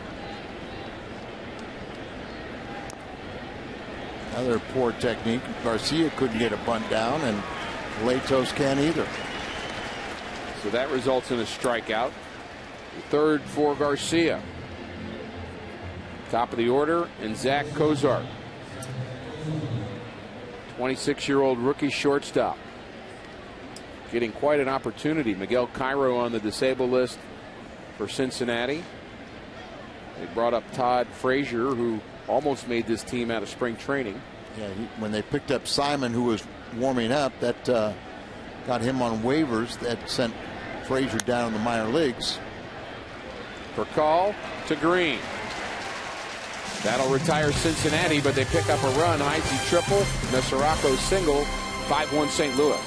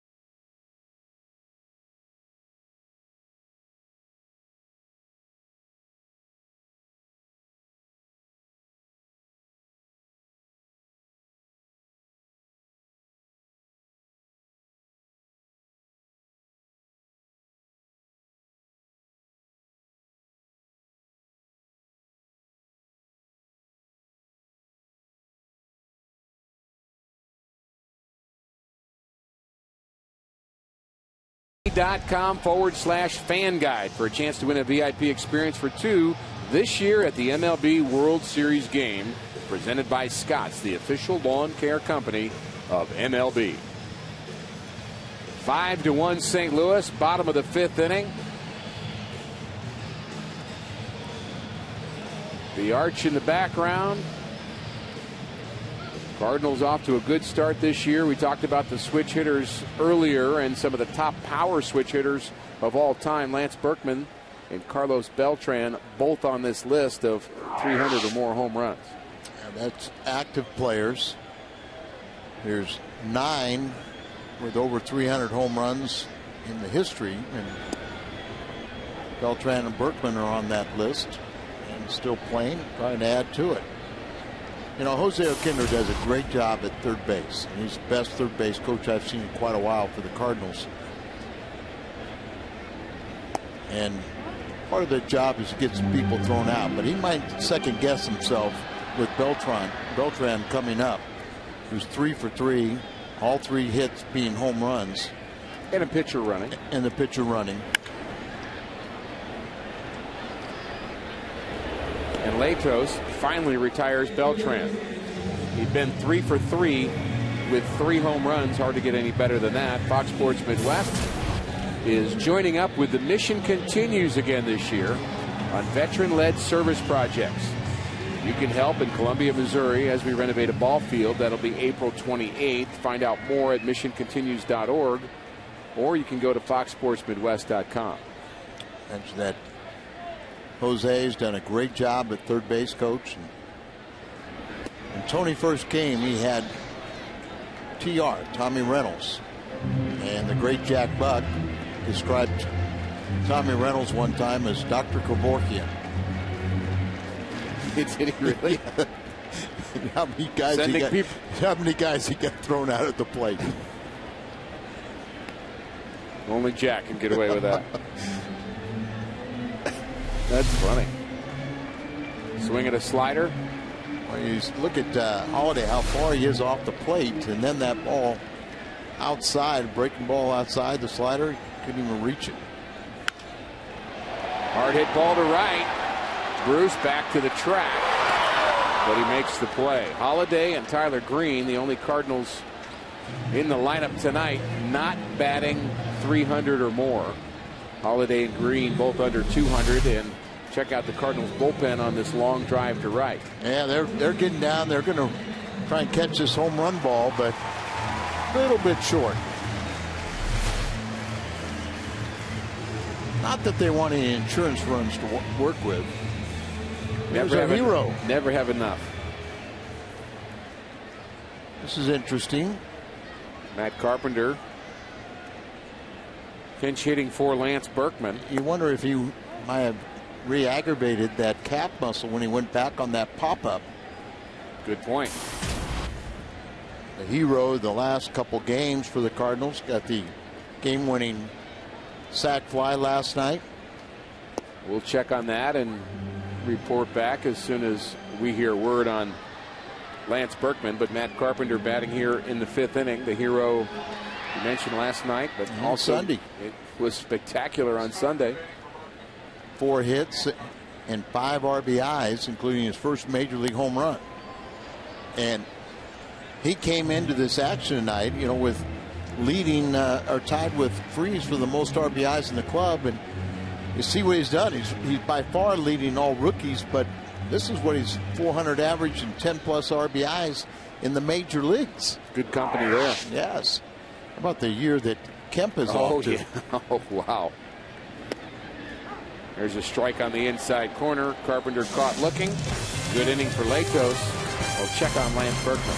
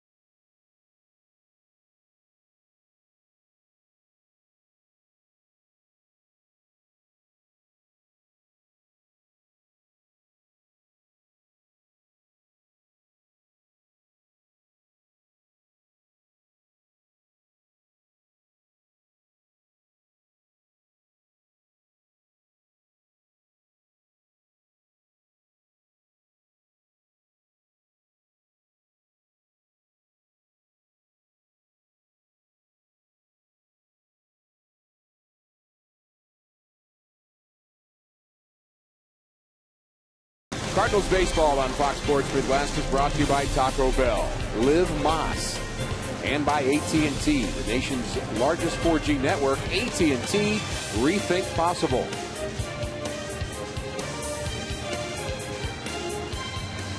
St. Louis Cardinals off to a fast start in 2012, an 8-3 record, and they lead here tonight 5-1 behind Jaime Garcia, who was out for his 6th inning of work. 1-0 record on the year with a 4.2 ERA coming in. And he has been, Al Raboski, not great, but good tonight. Is that a fair statement? Yes, very fair. And a little bit of luck. He would not have scored that run if it wasn't for the triple. Carpenter takes the first base spot. We'll find out about Berkman. You'd have to believe there was something he tweaked. Cool evening here, cooling off a bit. 2-1 to Drew Stubbs. Muscle, leg strains, you just really don't know until you test it when you try and go back and push it a little hard, trying to go back on that pop-up. There's a ground ball up the middle, and Furcal can't come up with it. It's snuck underneath his glove. Been hard to throw out Drew Stubbs anyway. Yeah, he was playing in the hole, and so he had to race up towards second base, and ball hit the lip a little bit, but because of the speed, just got a little bit of it on the tip of his glove. But as athletic as he is, I doubt he would have been able to recover and throw out the speedy Stubbs. We mentioned Stubbs' 40 stolen bases a year ago. Down by 4? Probably not. Joey Votto's 1 for 2. He bounced into a double play and singled. Lefties are 2 for 4 so far against Jaime here tonight.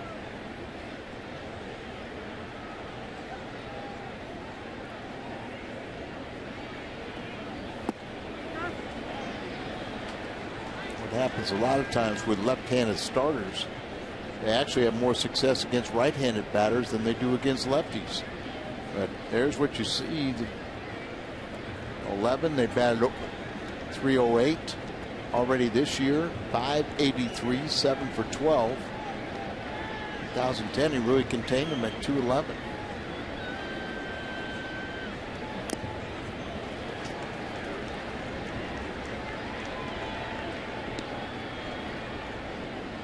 Have a sense, Al, that Garcia's best pitch, now he's got the 2-strike count again. When he goes with a fastball away to lefties, it always seems straighter and flatter to me. If he throws that sinker down and in, it just seems like that's more his pitch and more his spot.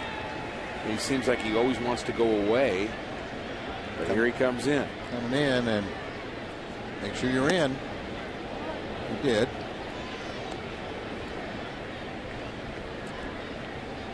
But I almost look at that pitch and say that's a pitch where he's afraid to go down and in. That's, again, where his ball moves the most. I don't like to see a lot of down and in. And throw over to first base. Stubbs has a healthy lead. Carpenter.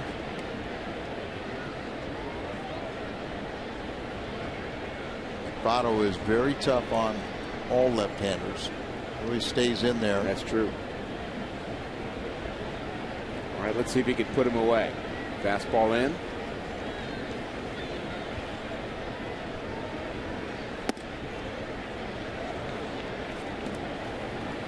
89 today, so his velocity isn't where.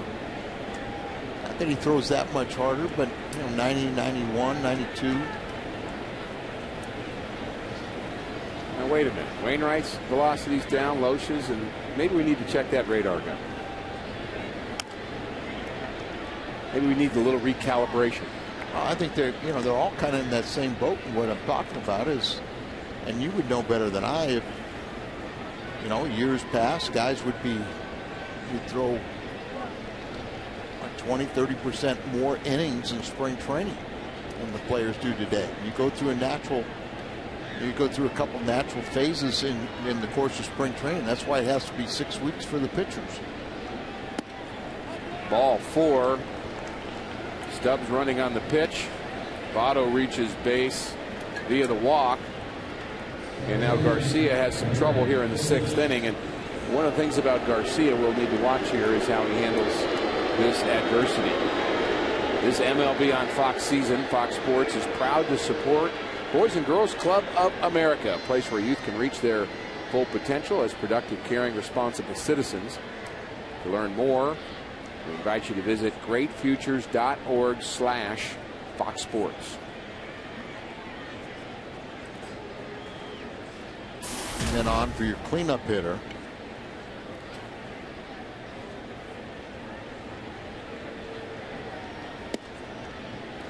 Strike one to Phillips. Still drawing some boos here in St. Louis. Mentioned that Jaime is getting a lot better, but when things start going a little bit awry for him, you really got to keep a close eye on him. They do have the bullpen active. Marte. Ground ball to the left side. Freeze for one. On to first and a double play. For the second time, Brandon Phillips has bounced into a double play, this time started by David Freeze. This time you see Phillips kind of frustrated, tried to run a little bit harder, but same result. Just a perfect double play ball. Little run to that, sink right over to David. Nice throw to Green and his return throw with plenty of time. Got that runner at third, now saving against Jay Bruce. Bruce is 1 for 2.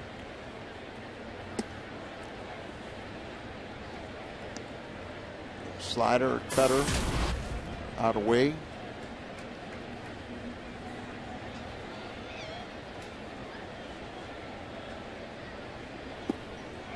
Pitchers develop patterns for what seems to work for them against certain hitters in certain situations. You could see Jaime last year against left-handers never really got a sequence and a comfort level of finishing off left-handers. He just seemed to kind of be a bit lost.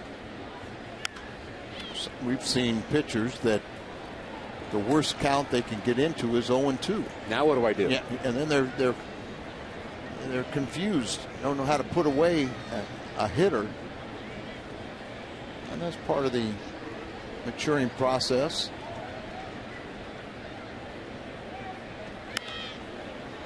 Jams Bruce, pops it up into right. Beltran has it. Another double play here in the 6th. Mike Matheny has to love his defense.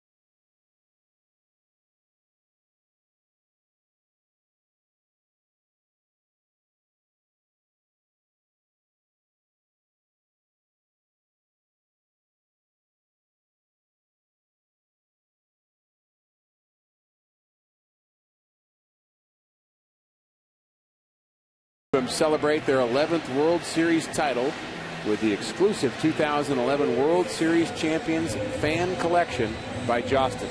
Shop online today at cardinals.com/rings.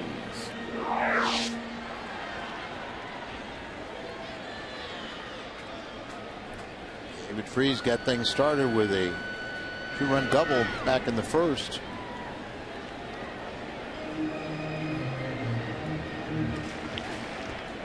'89 pitches for Latos. Settled down some after a rocky first couple of innings here, where he gave up 5 runs.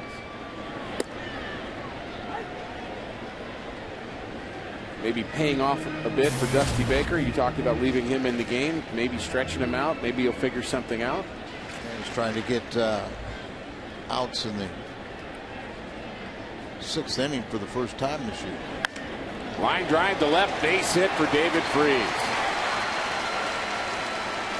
Love to see that stroke. His 2nd hit of the night. Cardinals trying to win the series here tonight. After winning game 1 in extra innings, what's on tap brought to you by Budweiser. We're going to tell you about the finale. That's tomorrow. Arroyo and Wainwright. Adam Wainwright 0-2 looking for his first victory. Coverage begins at noon on Fox Sports Midwest. Yadier Molina looking for his first hit, and there's Wainwright talking it over with Derek Lilliquist. Adam's been having fun this game. Maybe he's starting to lock in that. Yeah, I think so. Work thought. You start concentrating a little more on your assignment tomorrow, which you know he's been working on since his last start. You almost start working on that the minute the interviews are over for the start you had before. Sure. You know, you go into a little losing streak, and you know it's a lonely time trying to prepare for your next start. Always a little easier when you have a W behind your name, and he is accustomed to having W's behind his name.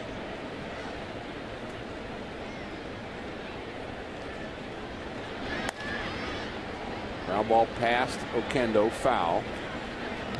And you wonder about pitchers starting a day game after a night game. There are times, maybe more so on the road, where you might send a pitcher home as it gets later in the game.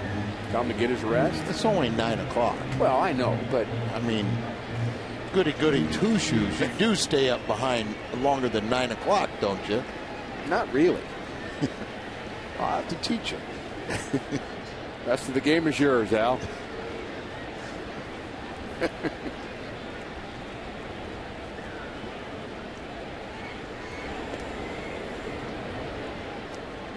Cure throwing in the Reds bullpen.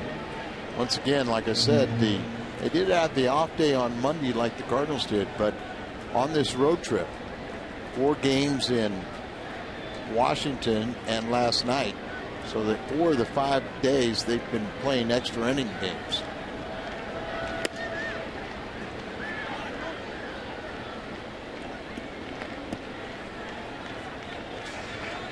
Beautiful view of Busch Stadium, St. Louis. Cincinnati Reds in town. Cardinals lead it 5-1 in the bottom of the 6th. And they've out-hit Cincinnati 7-5 and gotten a couple of ground balls at opportune time. 3 double plays turned by the Cardinals. And that has helped out Jaime Garcia, looking for his 2nd victory of the year. There's a line drive right at the shortstop. This could be 2 close plays. Safe. Freese dives back just in time. Molina breaks his bat. Fox Saturday Baseball returns this week when the Yankees will be in Fenway Park to take on Adrian Gonzalez and the Red Sox in the first series of the season between 2 of sports' most bitter rivals. Or the White Sox take on Ichiro and the Mariners and Brendan Ryan, as both teams look to maintain their hot starts to the season. Fox Saturday Baseball returns this week at 2:30. Check local listings for the game and start time in your area. Hot hitting Brendan Ryan at the Mendoza line.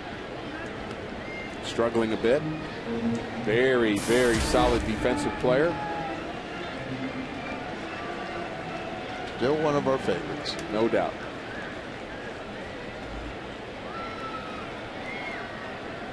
David Freese led this inning off with a base hit. He's the runner at first with 1 out.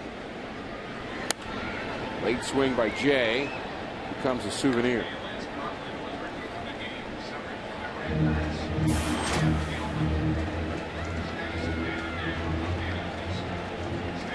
Good numbers for Jay against Latos. And Lance Berkman was removed from this game because of the reoccurrence of the left calf muscle, listed as day-to-day.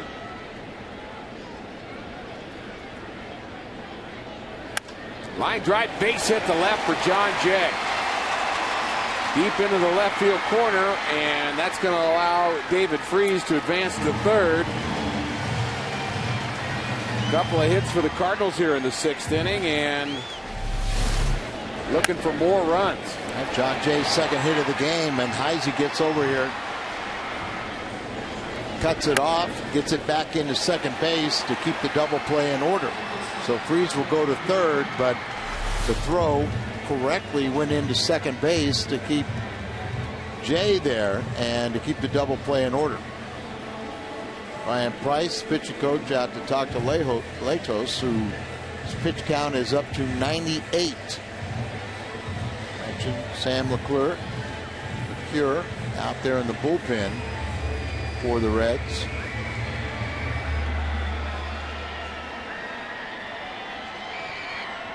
Hey kids, you can join Matt Holliday in the Cardinals Kids Club presented by Rolling. For just $25, kids get Cardinal tickets, exclusive promotional items, and more. Sign up, the young Cardinals fan in your life. Go to cardinals.com/kids club. Plenty of kids at the ballpark. Nothing like going with mom, dad to the ballpark. Good to see Matt Holliday get involved in the community. Makes his home permanently now here in St. Louis, year round. Tyler Green with a chance to add on. Breaking ball misses inside. Green bounced into a double play in the 4th, walked and scored, and had a stolen base in the 2nd. Key spot right here to break this game open. You bet. Always want to push, get at least 5 runs where you stay ahead of a grand slam. Good pitch to hit there, fastball in. At the very least, it's a good sacrifice fly pitch. Amatsu on deck, so Mike Matheny looks like he's willing to pitch hit, or at least showing the opposition that he would pinch hit. Teams have really been pounding Tyler Green inside with fastball. You see how he holds his hand so high. You know, that's got to lengthen his stroke. We're always talking about a short, compact stroke. Well, when you hold your hand so high like that, it's got to lengthen. And so one way to expose that is to pitch inside.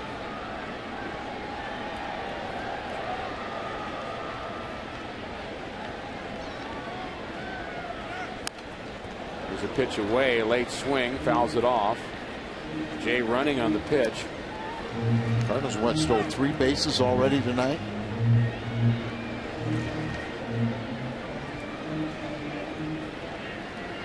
Tyler Green's speed, you would think it would be tough for them to turn a double play, but the Reds did turn one with Tyler at the bat, ground ball to short. Beltran, Berkman, and Green all with stolen bases. Jay the runner at first.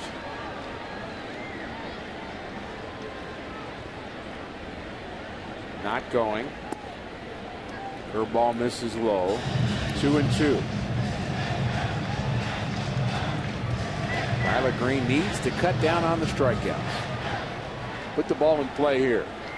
And preferably, as you say, a fly ball to the outfield. That'll work. We've seen him hit one into Big Mac land. We've seen a lot of swing and misses.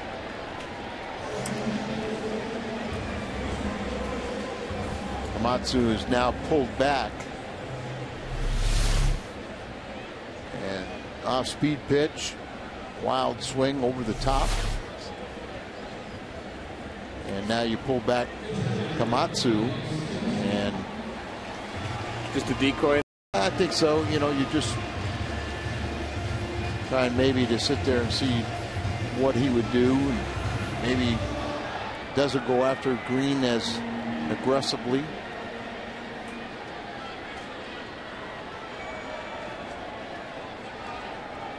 So Garcia bats with 2 outs in the Cardinals' 6. Cardinals leading by 4. Don't want to miss this opportunity here. David Freese led off with a base hit. John Jay singled him to third. A strikeout to Green. Now Garcia.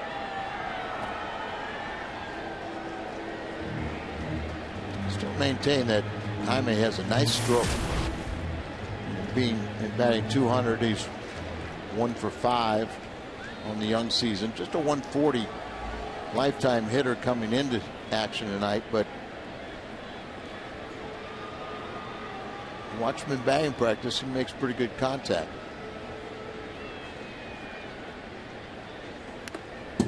Nice swing there. Timing was good. Fouled it straight back. May have caught our home plate umpire Todd Titchener, who appears to me he's had a pretty nice strike zone. We haven't really been drawn to a bad call very often for Todd Titchener. And you rate an umpire if you, after the game, you can't remember what his name is. Exactly. Didn't hear it that often.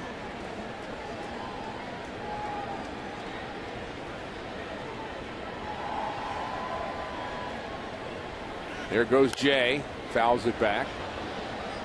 And a decent swing. Well, we pick on the umpires when we think they're not being consistent with their zone at home plate, particularly. A home plate umpire has a kind of a big factor in a game. A pitcher like Kyle Loesch, who needs corners, big strike zone yesterday, and so we pick on them when we don't like it. We should credit them when they're doing a nice job. 1-2 to Jaime.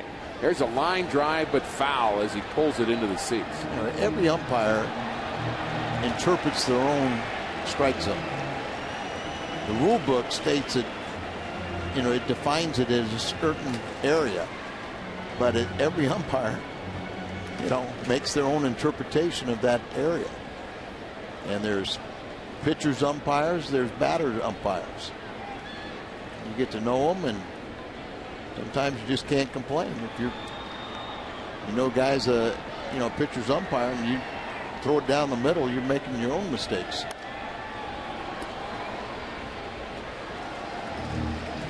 On a bad little at bat here.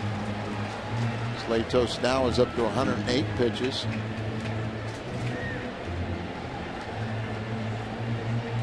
Reminds me of that bat you talked about with Komatsu and Johnny Cueto. 14 pitch at bat. He got Komatsu out, but then Cardinals scored 3 runs against him right afterwards. 1-2 to Garcia. There goes Jay again. And there's a fisted ball over towards third base that goes harmlessly foul, but Jaime Garcia continues to hang tough. Good at bat.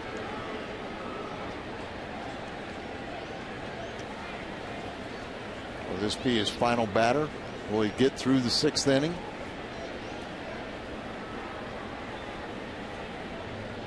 The pitch in the dirt, and another stolen base for the Cardinals as John Jay takes second. Their 4th of the night. And the National League is 7 for 7 against Mesoraco, who was labeled as the best defensive catcher in the International League last season. We do see he's not afraid to block the plate. And Latos has been the one to blame for some of the stolen bases tonight, for Correct. sure. Garcia hanging tough, and still hanging tough.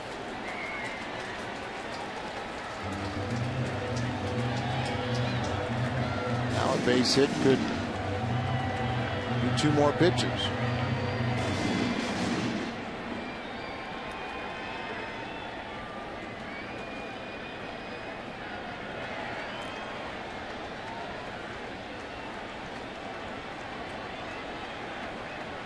2 balls, 2 strikes, 2 outs. Line drive to center, well hit. Stubbs is back to the track, and he can't get it. The ball is down, up against the wall, and Jaime Garcia headed to third. How about that at bat?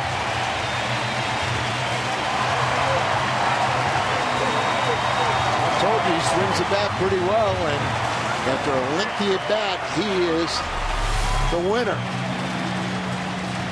Out away from him, he sends it all the way back. Stubbs wasn't playing very deep. It sneaks over his glove.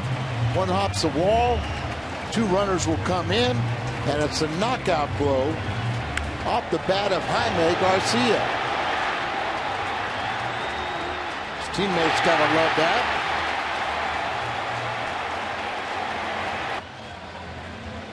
Wainwright sends him to third.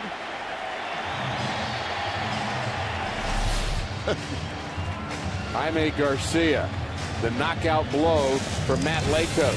LeCure enters. Cardinals lead 7-1.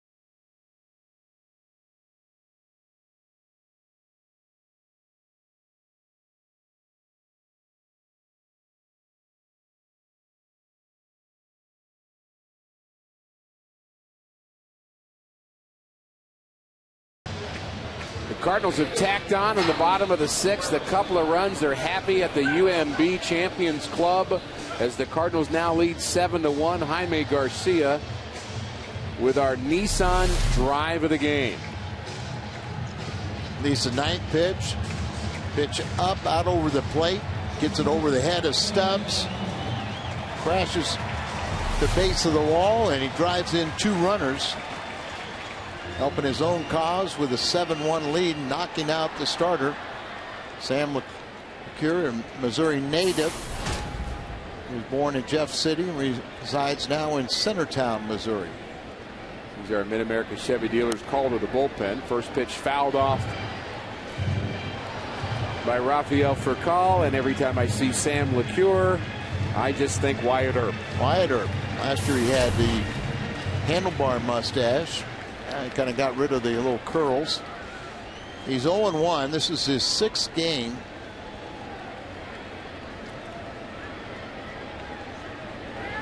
Every game he's pitched in this year has resulted in a Cincinnati loss. It's not the way you want to pitch, is it? It's not his fault.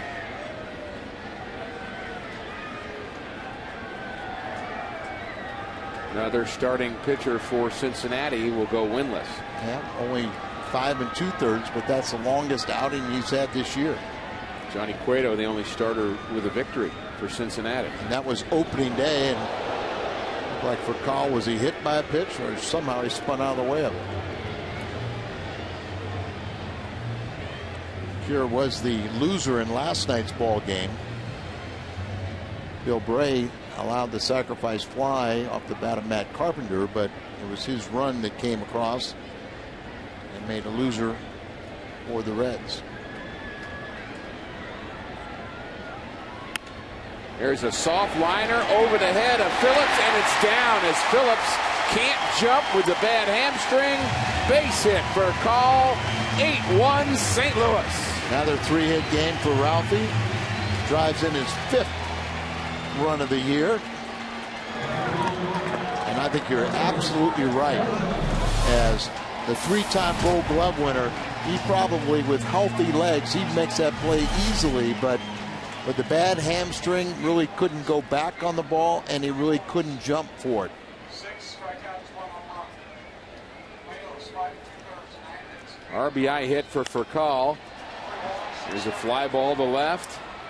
Beltran is retired, but the Cardinals pick up 3 more in the home half of the 6th. They lead now 8-1.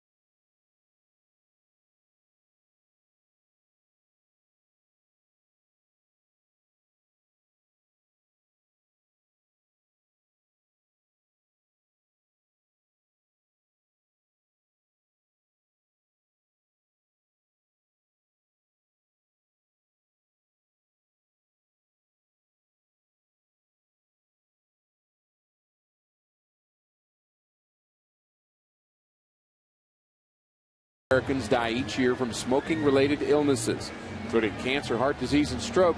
10,000 in Missouri alone. So call the Missouri Tobacco Quit line to quit now. 1-800-QUIT-NOW. All St. Louis here tonight at Busch Stadium. Jaime Garcia in search of his 2nd victory of the season. And he has had plenty of offensive support against the Reds here at Busch Stadium every time he's pitched against them, and tonight is no exception. 8 runs on 10 hits for St. Louis, and it's strike 1 to the veteran 37-year-old Scott Rowland. Matt Latos has really struggled here at this ballpark. In fact, despite his numbers today, 5 2/3 innings, 9 hits, 8 runs, his ERA actually went down. Yeah, he had a 25+ ERA. Unofficially, it's about 18 something in this ballpark. But I mean,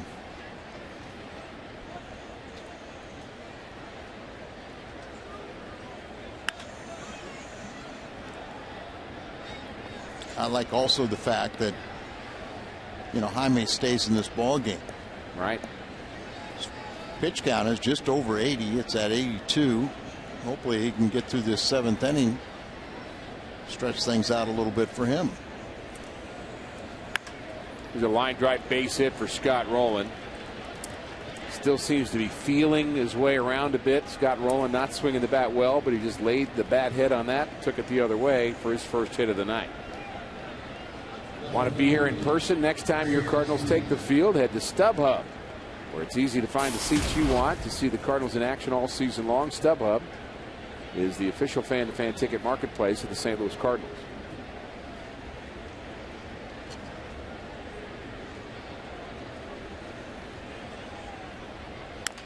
Ground ball over the head of Garcia. Caught on the bag at second for 1 and on to first, and another double play.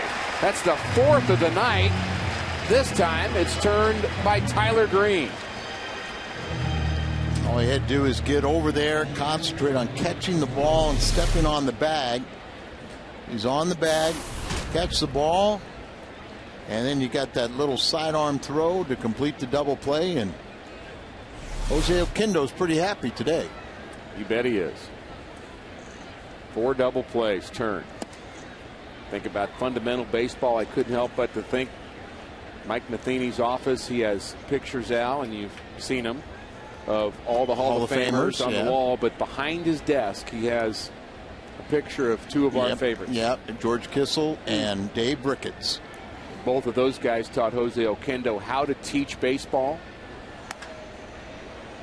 Base hit to left. And really two of the Cardinal greats. Not Hall of Famers in one sense, but Hall of Famers in every other sense. Ame allows his 7th hit, and just see it's kind of up over the middle of the plate. As Rocco has 2 hits on the night, and Ryan Ludwig, nice little hand for him as he will pinch hit.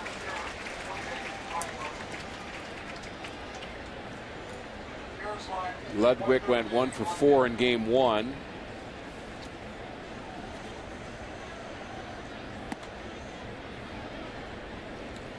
He's going to get plenty of time in the field with Cincinnati. Streaky player. When he's hot, could carry a club. You mentioned that yesterday, Al, and he's going to get his chances to play. Sound defender. Good player here. Hit 290 in his career at Busch Stadium, but not today. High fly ball handled by John Jay. Al and I are going to stretch. We invite you to do the same.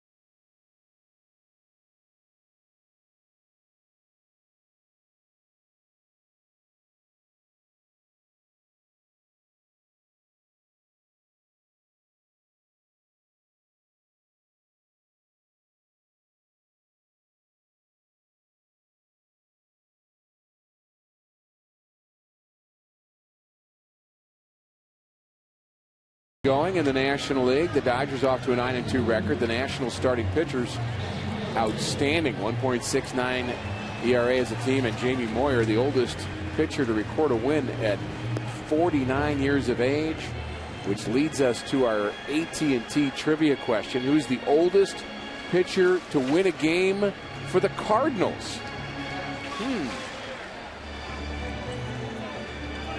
Jess Haynes, 44 years, 9 days.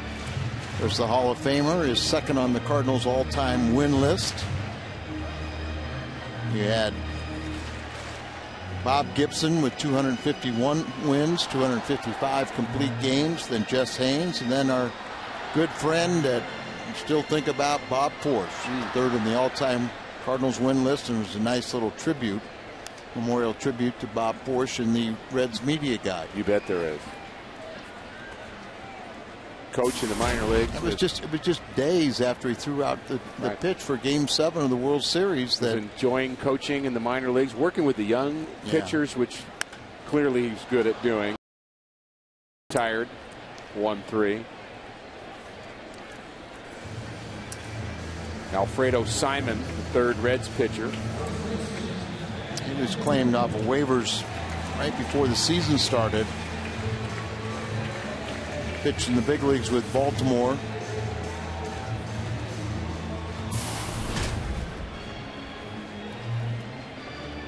Chevy called the bullpen. Matt Carpenter entered the game in the 5th inning for Lance Berkman. He was called out looking at his own at bat. Lance Berkman taken from the game, and we're told that he re-aggravated that calf injury, and he's listed as day-to-day.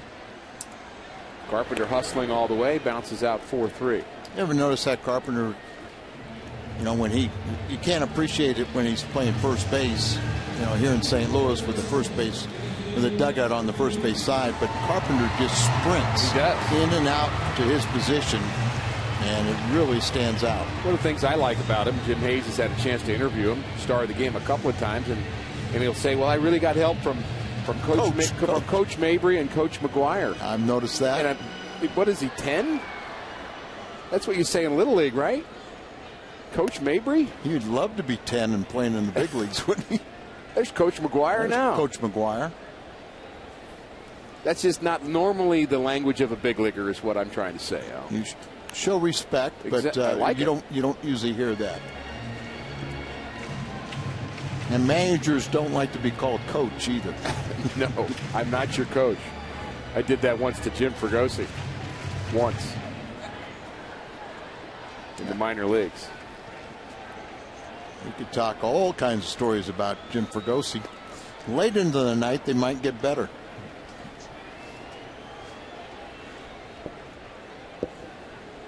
See David Freese, young career, but already has more RBIs against Cincinnati than any other team.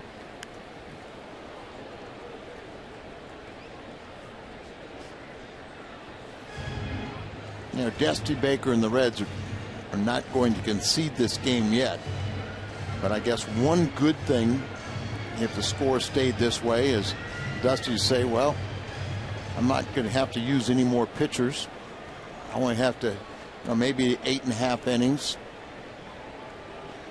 Playing 4 out of the 5 games on this road trip have been extra innings.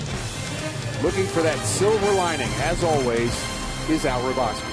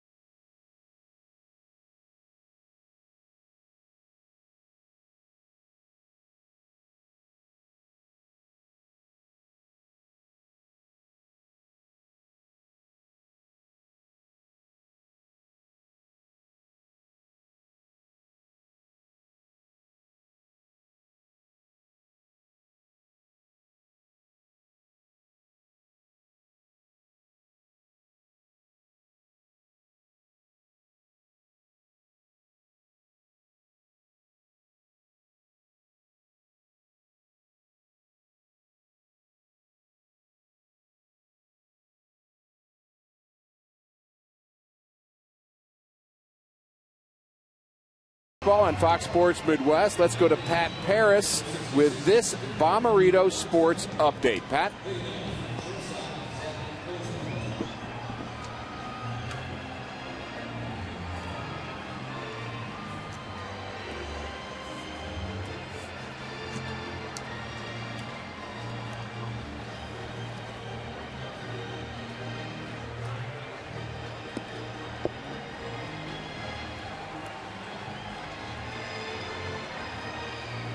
Thanks, Pat, for the update. The Cardinals going on from this homestand to Pittsburgh. Pirates have had trouble scoring runs, as has the Cincinnati Reds. Victor Marte enters the game for Jaime Garcia. And what have we seen from Victor Marte? Well, first I'm going to say Mike Matheny hasn't allowed a starter to go over 100 pitches yet. But 7 innings and keeping it under 100, you're doing your job. Victor Marte, he was one of the late cuts, and it wasn't anything he did in spring training. He had an ERA of .90 and a couple saves. He was sent down, but then recalled when Scott Linebrink went on the disabled list. And he did have, he had 31 saves last season pitching for AAA Memphis. He did have a little major league experience. He had threw about 30 games between 2009 and 10 for Kansas City. He was 3-0, but had an ERA of 9+, and he gave up like 8 home runs in very few innings. But he's shown that he can get it up there. He's got good breaking ball, and he's trying to make it very tough when Scott Linebrink, the 10+ year veteran, is able to come off the disabled list. He's time-wise he's eligible, but he's not anywhere near throwing to hitters yet. Marte has that almost slinging action where he throws low 3/4, and I think it'd be hard to pick up the baseball from the angle that he throws from for right-handed batters. Isn't it amazing, isn't it? That slinging action is almost a perfect trademark of Latin pitchers. It is. Line drive. This ball is foul. Marte can get it up there 93, 94, 95 miles an hour, but it has to be very straight for him to give up so many home runs, or what he's done in the past. But he does have a pretty good slider. And how foul? Very, very close. What do we say? Just a strike.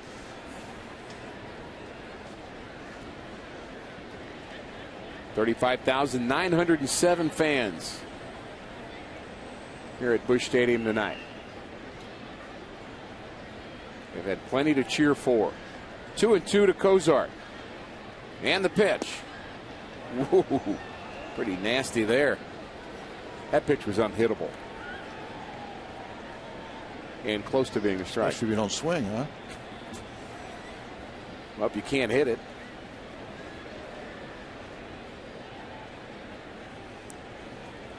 Fastball away. Got it in. Line drive. But right at Matt Holliday. It's kind of what I'm talking about. 94, and that ball was just centered, but it's just a line drive right at the left fielder.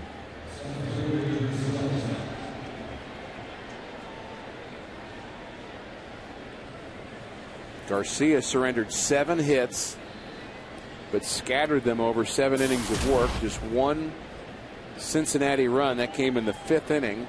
Heisey with a 1-out triple. And that's really the offense for Cincinnati. They've hit into 4 double plays. Yeah, he scattered those hits. He also walked 3, but with the 4 double plays.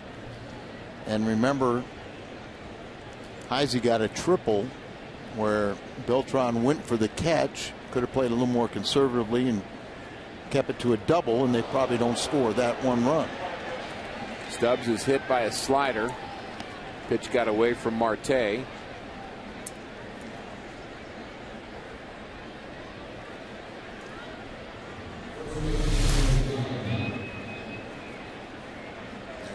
It's away from him. As mechanics, front shoulder kind of flies open. Even a slider hurts if it hits you in the middle of the back.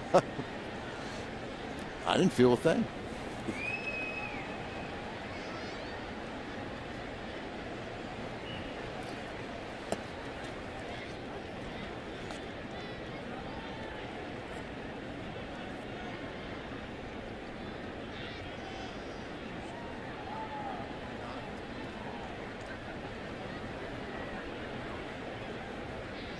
One strike on Joey Votto. Now 2.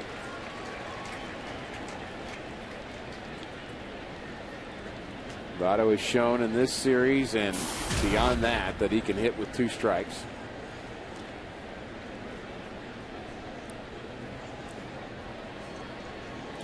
There's a trademark of good hitters, not afraid to hit with 2 strikes.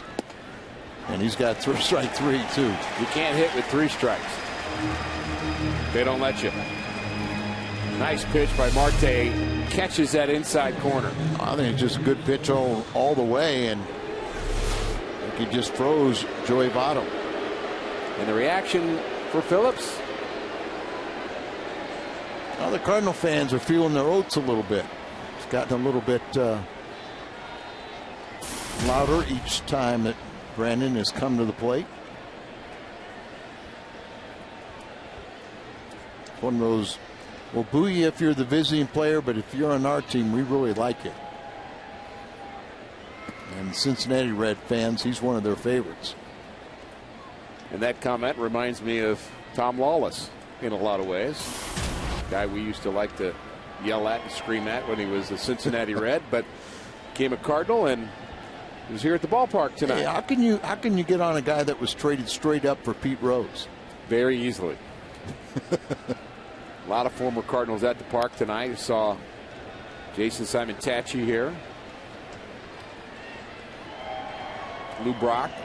Len Brummer. Len Brummer was here on the cat fight. I don't know how he drew that straw. I don't know, but that was just riveting TV. It was pretty fun. 1-1 to Brandon Phillips. You see that, they just don't pick up that slider. Maybe the fastball's straight and it's got good octane on it, but the slider is that's a big league pitch. Watchful eye of Derek Lilliquist. Think about a big league pitching coach, how many pitches he watches throughout the course of a year. Another slider. This one hangs a bit higher in the zone. So Brandon Phillips picks up his first hit.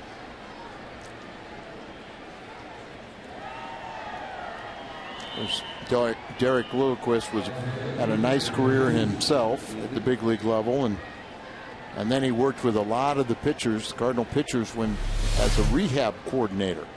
So there was that slider, but this one stayed up a little bit, a little flatter, and solid base hit out to left field. Cardinals only have 10 hits, and the Reds have 8.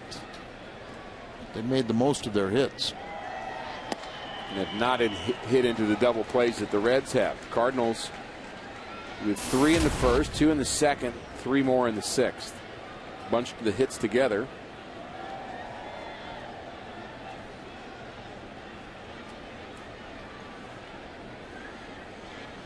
The Cardinals with 5 extra base hits. 3 doubles, a triple, and a home run. Votto and Bruce just kind of taking that fastball right down the middle,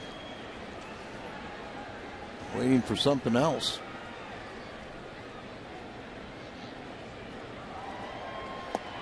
Nice slider from Marte.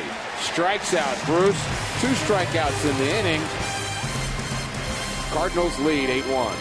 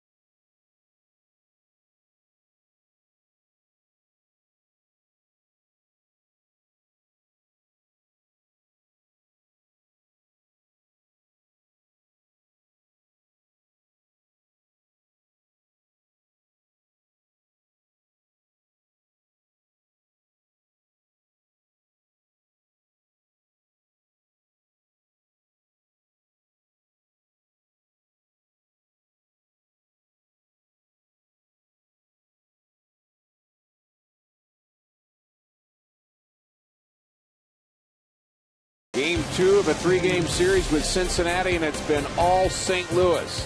8-1 behind Jaime Garcia. All smiles in the Cardinals dugout. The defense has been good. 4 double plays to help Garcia, and plenty of offense to support as well. Speaking of the Cardinals offense, 73 innings this year with no runs. But Al, look at the multi-run innings, 18 times. At 14, they scored 1 run, and then 18 times they've had multi-run games. They lead the National League in runs scored. Love those crooked numbers. They're now 67 runs in their first 12 games and trying to add on. Big difference for Bill Bray this year.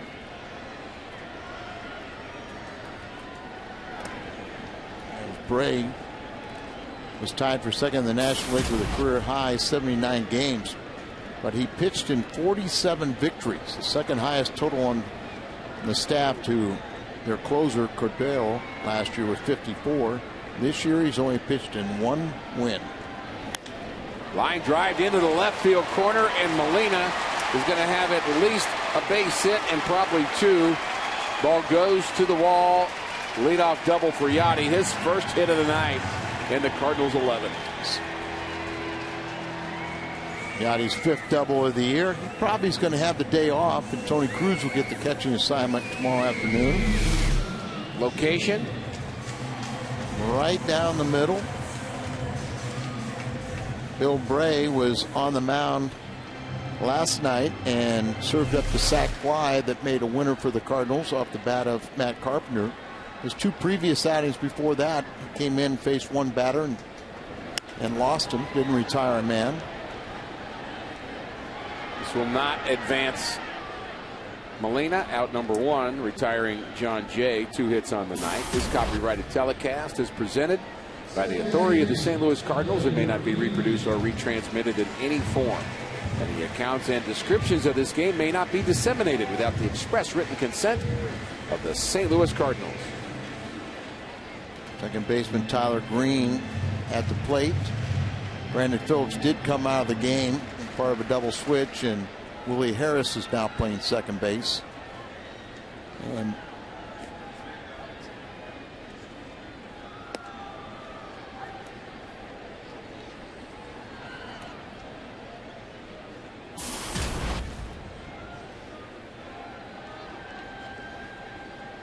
Shane Robinson is on the on-deck circle.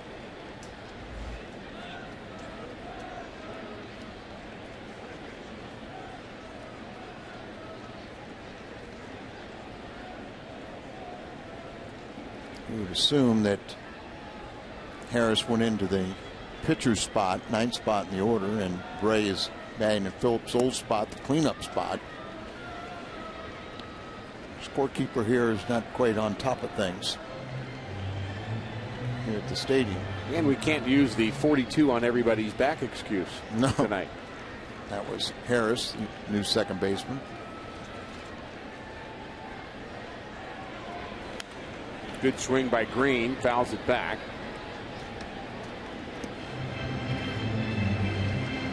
And when you're struggling, it's always 1 and 2, Al. And I wouldn't say struggling is the right word for Tyler Green, but not gotten on track yet offensively. Well, you'd like to see him get a bunch of hits and then just kind of feel good about himself, and then if you take an over, it doesn't really sink that average below 200, or a no-hitter feels comfortable when they're batting under 200. You can hit 299 and you just feel like you're a loser, don't you? Something about 300. Big difference. I wouldn't say a loser, but bad year. There's a long one to left off the bat of Green. It's hooking, and it's fair and into the corner. Home run. And it's a home run.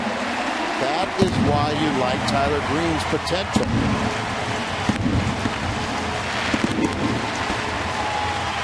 His first home run of the year, he doubles his RBI total to 4, and the Cardinals are in double figures in runs scored. Another multi-inning for the Redbirds.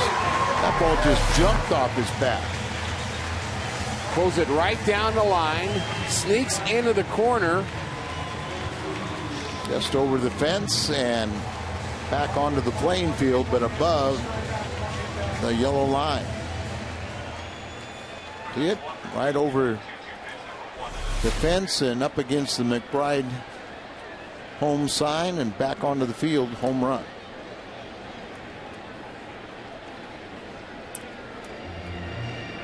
That should make him feel a little better. Sure it will. Shane Robinson. Doesn't make Bray feel any better, but. And another crooked number for the Cardinals and another extra base hit. Dozen hits now for St. Louis.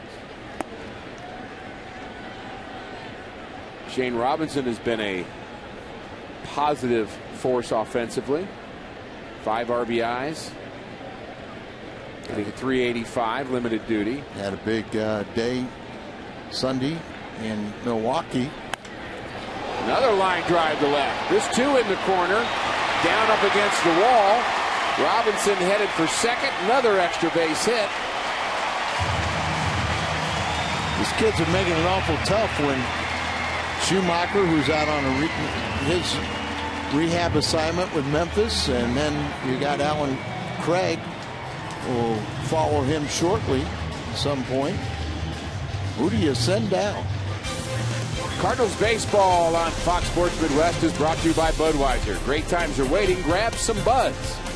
And by the State of Missouri Tobacco Quit Line. Call 1-800-QUIT-NOW.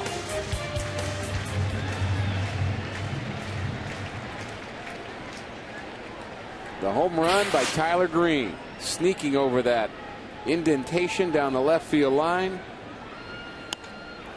Ground ball to the right side, and this is through in the right field, and Shane Robinson will score. 11-1 St. Louis. Second RBI for Furcal, 4th hit of the game. He started the season with back-to-back 3-hit games, and now he's got 4 in this one.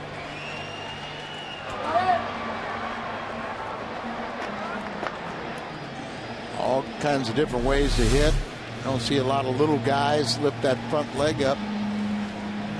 So he kind of leans back and then he kind of pulls off the pitch a little bit, but the hands are back and just a line drive, hit it hard right to the second base area, and coming off the bat of a right-handed batter, it's going to slice away from the second baseman Harris, who just came into the game.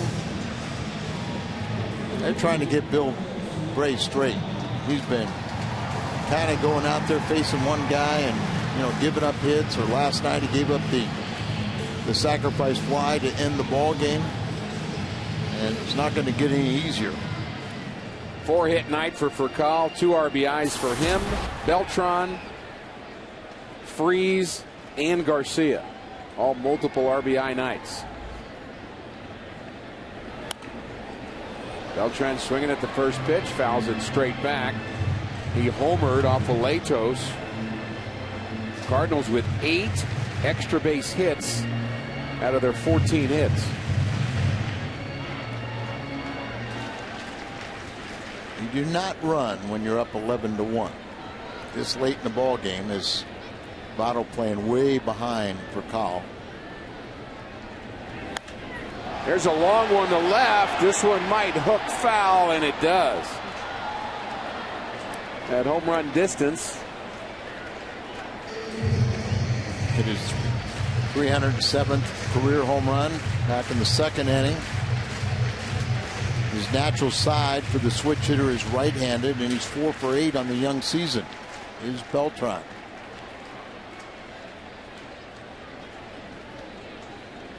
Five home runs already, 7 RBIs. Out in front of the off-speed pitch.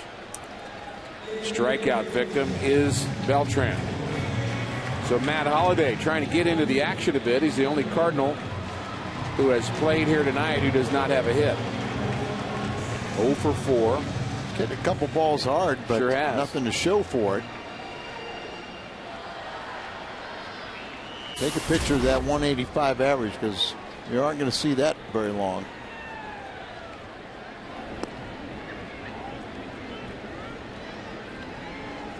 Matt started spring training with a 13-game hitting streak. He was a Triple Crown winner during the spring for the Cardinals. But things just haven't gone his way to the start of the season. I think we'll all be very pleased with where his numbers are when it's all said and done. Only been 11 games to talk about so far, so no sense in getting too high with anybody or too low with anybody, especially when you're as talented as Matt Holliday. And if you want to see Mark McGwire laugh, go up to him and say, "What's wrong with Holliday?" Yeah. Or maybe we should bat him 8th. My 9th pitcher 8th. We're done with that, Al. Oh, thank you. We had a lot of years of that. In fact, great years with Tony La Russa. It was a magical era. Sure was. And it ended in storybook fashion.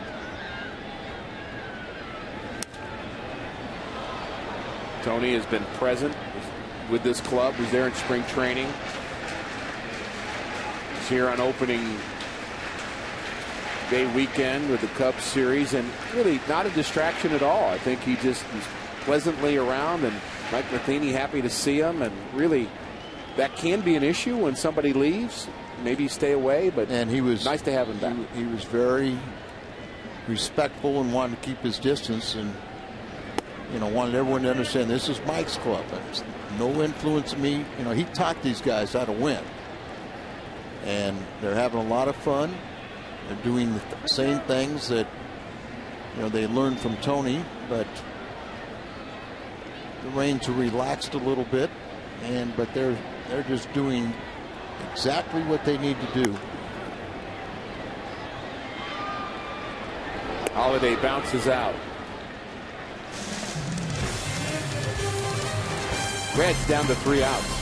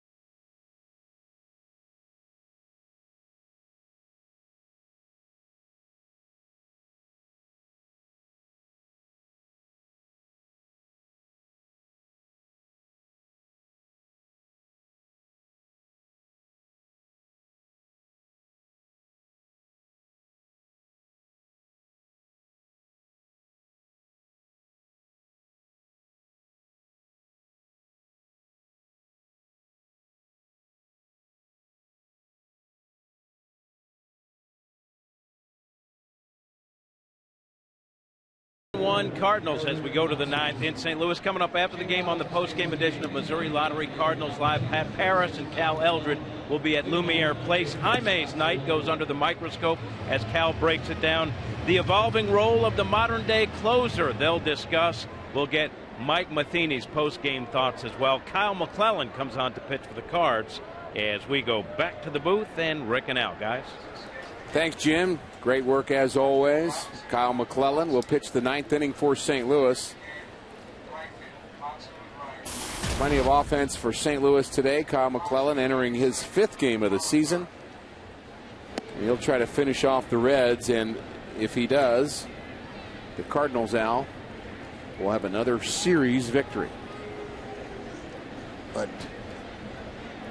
they let the final game get away in Cincinnati, where they'll try and close it out and have their first sweep of the year. I guess technically they swept Miami in a 1-game series. I would say that they won that series.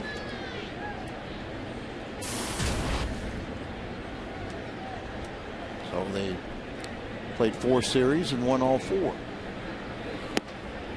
And with the victory here, it would be their 5th one, right? That's the way I see it. Good fastball from McClellan. Up in the eyes of Scott Rowland. See that pitch, but it's hard to get on top of it. Curveball is hit into left, down the line, and this ball is fair and into the corner. Shane Robinson out in left field, and he stayed in the game after his double. Scotty picks up a double. That is a memorable double for Scott Rowland. That puts him on a tie with his 504th or 3rd double, 503rd double.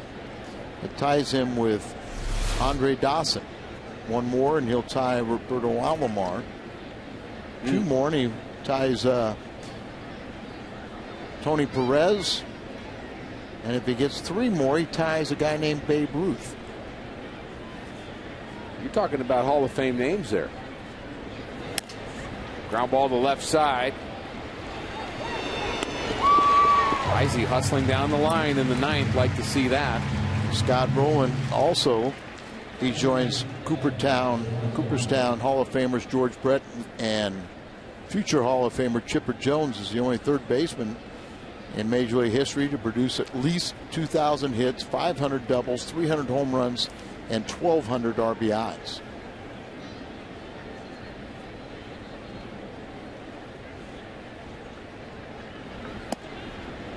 Strike 1 from Kyle McClellan to Devin Mesoraco. Reds down to their last 2 outs. Mystery was taken out of this game early on as the Cardinals scored 5 early. Ground ball handled by Freeze. One hopper. Strong throw. Gets his man. Player of the game. Was not easy to choose here tonight, but our Budweiser player of the game, 4-hit night, Rafael Furcal. Table setter. Not only he scored the first run of the game, but had the 4 hits. He also had 2 RBIs. And the Cardinal fans want the final out to be out the bat of Phillips, but he's not batting, as his replacement at second base is Willie Harris. Strike 1. Fans on their feet. They have enjoyed good Cardinal baseball here tonight. Good defense, 4 double plays, plenty of hits. And the Reds down to their last out. Cardinals came in with a team ERA of 2.93. It should go down with the final out. Another well-pitched game by a starter.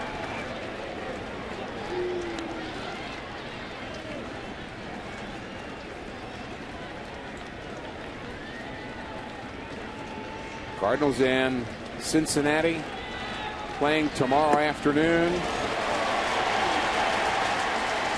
The series finale, Adam Wainwright.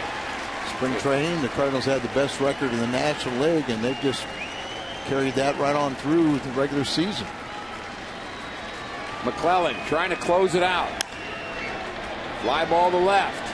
Robinson has an eye on it and puts it away, and the Cardinals win again. This time they take the Reds 11-1. Al, all facets of the game right on time here tonight. Well, you're right. Starting pitching sets a tone. Tremendous offense. 11 runs scored on 14 hits. Flawless defensively. No errors. And they turned 4 double plays behind Jaime Garcia, the winner. 4 hits for Furcal. Garcia, the winner. The postgame is coming up next on Fox Sports Midwest.